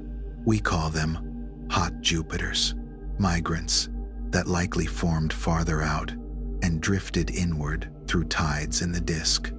Some worlds fall between our local categories, super Earths and mini Neptunes, hinting that our solar system is only one riff among many. Some planets circle pairs of suns, their skies offering two shadows and two sunsets, their orbits stable because they sit just far enough out for the binary to act as a single mass. Resonant chains echo like chords, belts, and gaps serve as fossils. Long-period comets speak of reservoirs at the system's fringe. Given enough clues, astronomers reconstruct family histories the way one might reconstruct a forest story, from pollen in a lake bed patiently, layer by layer. Habitable zones sketch rings where water could stand in lakes and seas, but habitability itself is a chorus. Composition matters, pressure matters, a magnetic field matters, and so does geology, because a living climate requires a long, slow exchange between air, rock, and ocean. Tides can keep interiors warm and plates moving. Volcanoes can refill air lost to space. Ice can trap and later release. Chemistry can invent ways to store energy. Time is the principal patron. A world, given enough centuries, will find cycles, and cycles can find calm. Let that patience speak to your own work. A practice is a disc in miniature, small gains, sticking to small gains until a threshold is crossed and gravity begins to help. The snow line is not only a radius in space, it is the place in life where conditions change just enough for what you're building to gather mass more easily. When you reach it, the sense of effort shifts. The system starts finishing some of the work for you. Then, at some later date, there is a window when something large can be added, an atmosphere of meaning, a ring of companions, a field that holds. Nothing has to be forced. You show up. Time does the heavier lift. Between these local laboratories and the great weaving of clusters and filaments lies space so open that words default to silence. The cosmic web, for all its reach, occupies only a lacework through an ocean. Most of the universe is the ocean, volumes that hold few or no galaxies, places where expansion is the loudest voice and gravity is more suggestion than command. Distances grow directly in proportion to how far apart things already are. You can imagine standing at such a center, a supervoid, and seeing almost nothing, not because light is gone, but because there is little nearby to send it. The nearest bright neighbors would sit low on the horizon of visibility, their light thinned by distance and redshift. The famous Boetes void spans hundreds of millions of light years. Its density of galaxies is a fraction of the cosmic mean. It is not a hole so much as a room, left empty by the way matter prefers to gather elsewhere. Even rooms like these are not perfect vacuums. A few atoms per cubic meter drift through, heated in the filaments to temperatures that turn gas into plasma, cooled in deeper voids until it hovers just above the cosmic floor. This intergalactic medium is laced with memory, traces of carbon and oxygen forged in stars and carried outward by winds and jets. Atoms that once lived in a galaxy's bright skin, now moving quietly in the spaces between. Instruments tuned to X-rays and the far ultraviolet catch this faint presence, revealing strands where gas has been compressed by the slow collapse along dark scaffolding, and spaces where it has stretched thin. The picture is not static. As structure formation continues, matter drains from the emptiest expanses into the walls and filaments, and voids grow emptier still. Silence accumulates into deeper silence. Across all of it, the oldest light persists, setting the thermostat at 2.725 Kelvin. Those ancient photons, evenly distributed, slide through intergalactic space like a gentle tide that never stops arriving. Magnetic fields so faint that they are more suggestion than line thread. Even the voids, possibly descended from seed fields, amplified by early motions. High-energy particles from distant engines, jets, shocks, remnants cross the gulfs with few interruptions. Each arrival a messenger from a place where acceleration turned matter into a note. Gravitational waves, indifferent to obstacles, cross the same distances unblurred, reporting on unions of black holes and neutron stars from eras not our own. In emptiness, messages keep their shapes. The largest share of the universe's energy is lodged in something we do not yet understand, a property of space that makes expansion accelerate. The name dark energy does not reveal. It simply marks the place where comprehension waits. Its effect is unmistakable. The Hubble flow is not only steady, but growing, and on the biggest scales, the future reads like a rising breath. The web's knots stay bound. The local families remain families, but the spaces between their roads widen. If you imagine the long future, you find a universe that offers more privacy and fewer neighbors, yet still keeps its promise to those who are already bound. What has agreed to orbit continues to orbit. What has found equilibrium continues to prefer it. The deep past offers its own clarity. After the first stars and galaxies ignited, their light and winds gradually reionized the hydrogen fog that once made the universe opaque. What began as a patchwork of clearings expanded and overlapped until most of space was transparent, and the lines of hydrogen, seen against distant quasars, shifted from blank absorption to a forest of delicate marks, each line a thin cloud, each gap a clearing. Light learned to travel freely. Space learned to be a corridor instead of a curtain. Transparency is not only an optical condition, it is a character the universe grew into. Philosophy follows physics at a respectful distance. The scale of the voids is not alien to the inner life. It is an analogy made vast. The majority of what exists, even in a life full of people and tasks, is space. Room for thoughts to unfold, room between breaths, room for influences to travel without collision. Matter, work, events, plans, organizes along filaments of attention and duty, and those are important, but the larger share is openness, and an open field is not absence. It is the condition that allows messages to retain their shape, that lets waves arrive unscattered and lets small acts accumulate without being immediately stripped away. Spaciousness is the kindness that time extends to systems. Imagine, for a moment, floating in the silent heart of a supervoid. Galaxies lie so far off that they are little more than suspicions. The dominant light is the microwave glow from the universe's childhood.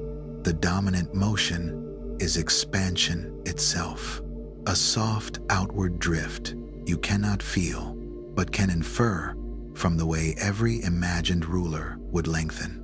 There is no up, no down, only an unforced center in every direction. It is less loneliness than unclaimed space. The mind that pictures it often returns gentler to its own crowded rooms, back nearer a star, in a disk not yet done becoming itself. Pebble-sized worlds in waiting tap against one another and choose to remain together. The boundary between rock and ice migrates as the young sun brightens and the disk thins. Pressure highs shift, traps form and dissolve. Planetesimals find each other by the tens of thousands. Embryos grow, and then the clattering epoch of giant impacts picks the survivors and assigns their inclinations and eccentricities like a careful dealer spreading cards. A few cores grow quickly enough to flirt with gas, and where they do, deep atmospheres pour on like evening shadows filling a valley. The rest accept slower stories and write them well. Moons take up residence. Tides begin their delicate engineering of spin rates and seasons. Outgassing lifts the first skies. Rain, perhaps, comes later and teaches a planet how to make a river. Migration is not a failure to stay. It is a method of becoming stable. A planet that wanders inward through the disk can halt at a magnetized edge where stellar winds clear the way, or at a resonance where two orbits lock into a pact. Another drifts outward, trading energy with the gas. Another's path is trimmed by a passing neighbor. Tides trade angular momentum between spins and circles. Rotation slows, orbits round out, over and over. The result is not chaos, but the discovery of arrangements that last. Afterward, the leftovers, asteroids, comets, the small ice worlds in far belts remain as a memory you can visit with instruments and see with backyard mirrors on clear nights. They are the footnotes the system kept because it knew later generations would want the citations. Atmospheres rewrite themselves according to each planet's conversation with light and field and stone. Some grow dense with carbon dioxide and make deserts bloom as ice recedes. Some lose their volatiles and harden into fossils of heat. Some learn to buffer themselves, to keep temperatures near the middle by trading gases with oceans and giving and taking with the crust. A magnetic dynamo, if it spins, extends a shield. If it falters, space gets closer. In certain rare cases, life arrives and begins to edit the air, first with blunt strokes, then with fine control. You can feel why time likes long projects. They allow feedback to mature into guidance. Beyond the bright islands of galaxies, the sea, again. Intergalactic magnetic fields, faint to the point of myth, still steer charged particles by a whisper. Cosmic rays cross empty volumes with only occasional deflections, their energies bearing the signatures of shocks and jets and supernovae from cities of light you will never see but can know by their emissaries. The cosmic microwave background attends all of it like a cradle song. Gravitational waves tie distant events to the present with bonds that ignore matter and distance alike. Expansion writes the overarching cadence, one that accelerates at a rate set by an unknown pressure in the fabric of space. The voids grow roomier, the filaments keep their roads. The effect is gentle at any one address and profound when summed across the map. The mind that has drifted this far can relax at scale. Systems form by small kindnesses repeated. Disks accrete and sort. Orbits trade and settle. Atmospheres breathe and revise. Voids widen without malice.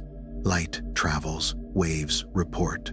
Nothing asks you to force a conclusion. The choreography continues even in rest. The same slow, balanced rhythm that shaped disks and orbits now carries your thoughts toward stillness. You have drifted through the architecture of existence, from the first sparks of quantum foam to the wide, silent vault of intergalactic space, and found that beneath every storm and spark, the universe favors composure, balance, not battle, relationship, not rivalry. Every pattern, from the orbit of a moon to the hum of a hydrogen atom, obeys an instinct for equilibrium. It builds, it tests, it revises, but always toward coherence. What began as invisible tremors in quantum fields, fluctuations smaller than imagination, has unfolded into galaxies that breathe and sing, into stars that live by steady fusion, into planets that grow from dust, as if rehearsing patience itself. Each force contributes its voice. Gravity lends structure. Electromagnetism gives shape and color. The strong nuclear force binds the very idea of matter together. The weak one allows change, slow and sure, turning elements into newer forms of themselves. These are not separate players, but harmonies in a single composition, their frequencies overlapping until form emerges from vibration. What we call the universe is simply the sound of physics finding its balance. Everywhere you have looked along this journey, whether into the luminous heart of a nebula or the quiet reach of a cosmic void, the same lesson has waited. Order is not imposed from above. It arises from relationship. Pulsars spin in faithful rhythm because their internal pressures and magnetic fields reached an understanding long ago. Galaxies hold their shapes not through rigidity, but through motion so well distributed that it looks still. Planets spin and tilt and wobble within narrow tolerances that allow seasons, tides, and time to cohere. Even the voids between them are not emptiness, but rest the pauses between cosmic heartbeats that make the music discernible. The light of distant stars takes billions of years to arrive and still travels with accuracy down to a fraction of a second. That precision is not mechanical, it's organic. The cosmos conducts itself the way a living mind dreams, unfolding patterns from simple laws, turning energy into form and form into memory. And you, quiet in your small human night, are an extension of that dream. The calcium in your bones was once part of a dying star's last breath. The iron in your blood remembers the compression of supernova shock waves. The hydrogen that moves through your veins has been here since the first minutes after time became measurable. Your body is not an assembly separate from the sky. It is what the universe is doing in this particular place. When you breathe, the oxygen atoms you draw in might have traveled from the atmosphere of a red giant half the galaxy away. When you exhale, you return them to the air to begin again, perhaps one day to join the forming cloud of another world. Even the thoughts that shimmer behind your closed eyes are electrical patterns governed by the same fields that pulse through nebulae and magnetic halos. Consciousness itself may be the universe folding back to look at its own work, a self-portrait made from light and chemistry. The scale of what you've seen does not make your life small. It situates it. Time stretches from microseconds to billions of years, but all of it happens within one ongoing fabric. Every small gesture, every kindness, every act of patience, every thought directed toward understanding joins that fabric, alters its tension, and leaves a trace as real as the wake of a planet moving through dust. The great forces do not mock the small ones. They depend on them. A spiral galaxy is made of individual stars holding to their paths. A mind is made of individual moments of awareness held in sequence. The symmetry holds. Consider how the slow rhythms of matter mirror the inner weather of your own life. Tidal forces that gently lengthen a planet's day resemble the imperceptible changes that stretch a person's understanding over years. The way orbits find balance through mutual pull is not unlike how relationships form and settle. Even the quiet drift of moons away from their planets carries an echo of personal growth, distance increasing, connection remaining.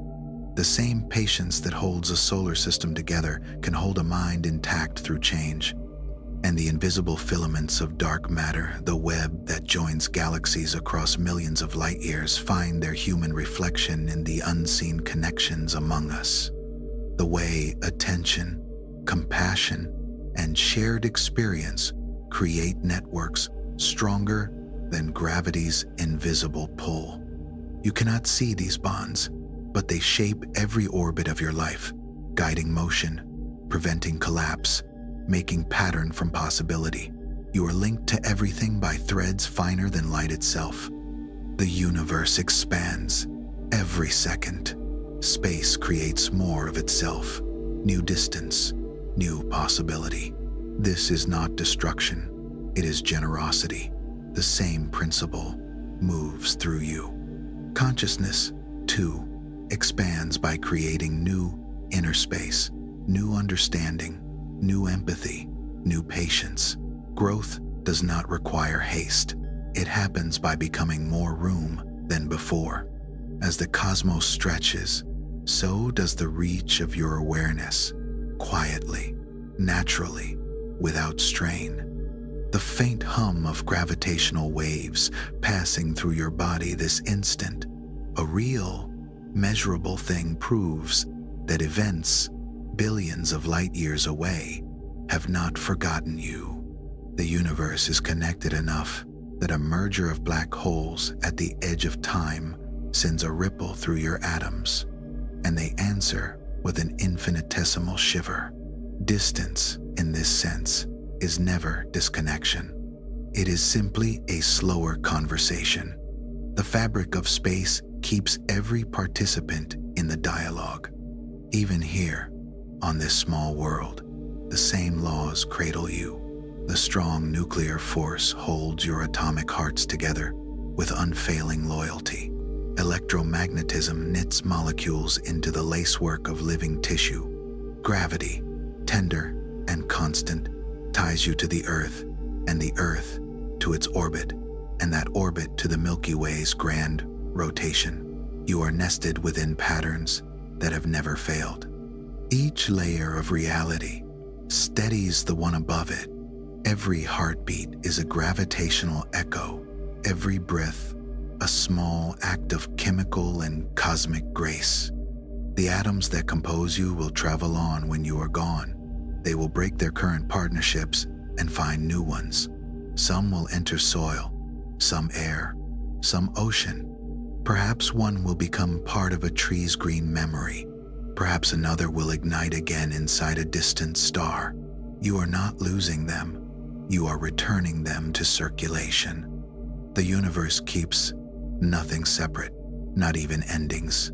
Death, on these scales, is not a negation but a redistribution, a continuation of the long conversation between energy and form. What we call serenity in the cosmos is not stillness. It is participation in rhythm. Galaxies rotate, stars fuse, atoms vibrate, voids widen. Every process continues in its own time, yet all together compose a kind of cosmic breath. To align with it is not to escape change, but to move with it so easily that change ceases to bruise. Peace is motion without resistance. The universe has been practicing it for nearly 14 billion years. And through all that time, it has been constructing the conditions necessary for this moment, this listening, this consciousness aware of itself, as part of a story too vast to tell in full. You are the latest stanza in a poem that began when time did, and you will not be the last. The forces that brought you here will continue to create, to recycle, to sing. Nothing you are made of will be lost. Every particle will find another home. So let the perspective expand until the borders of self blur into everything that has ever existed. Feel gravity as the tender pull of belonging. Feel electromagnetism as the intimacy of touch. Feel nuclear forces as the courage of cohesion. Feel the expansion of space as the quiet permission to grow. The universe has always known how to hold you. And now, as the story slows into silence, remember that you are not looking at the cosmos. You are the cosmos, aware of its own reflection for a brief and beautiful span. The same equations that describe the stars also describe the chemistry of thought. The same symmetry that steadies galaxies steadies the heart. You are the strong force holding together the atoms of your being. You are the gravity that keeps your orbit true. You are, for a moment, the universe recognizing itself and smiling. Sleep in that knowing. The light will keep traveling. The galaxies will keep turning. The dark energy will keep widening the room. And the same patient choreography that shaped everything you have ever known will continue, softly, without end, steady as breath, quiet as trust, eternal as time itself.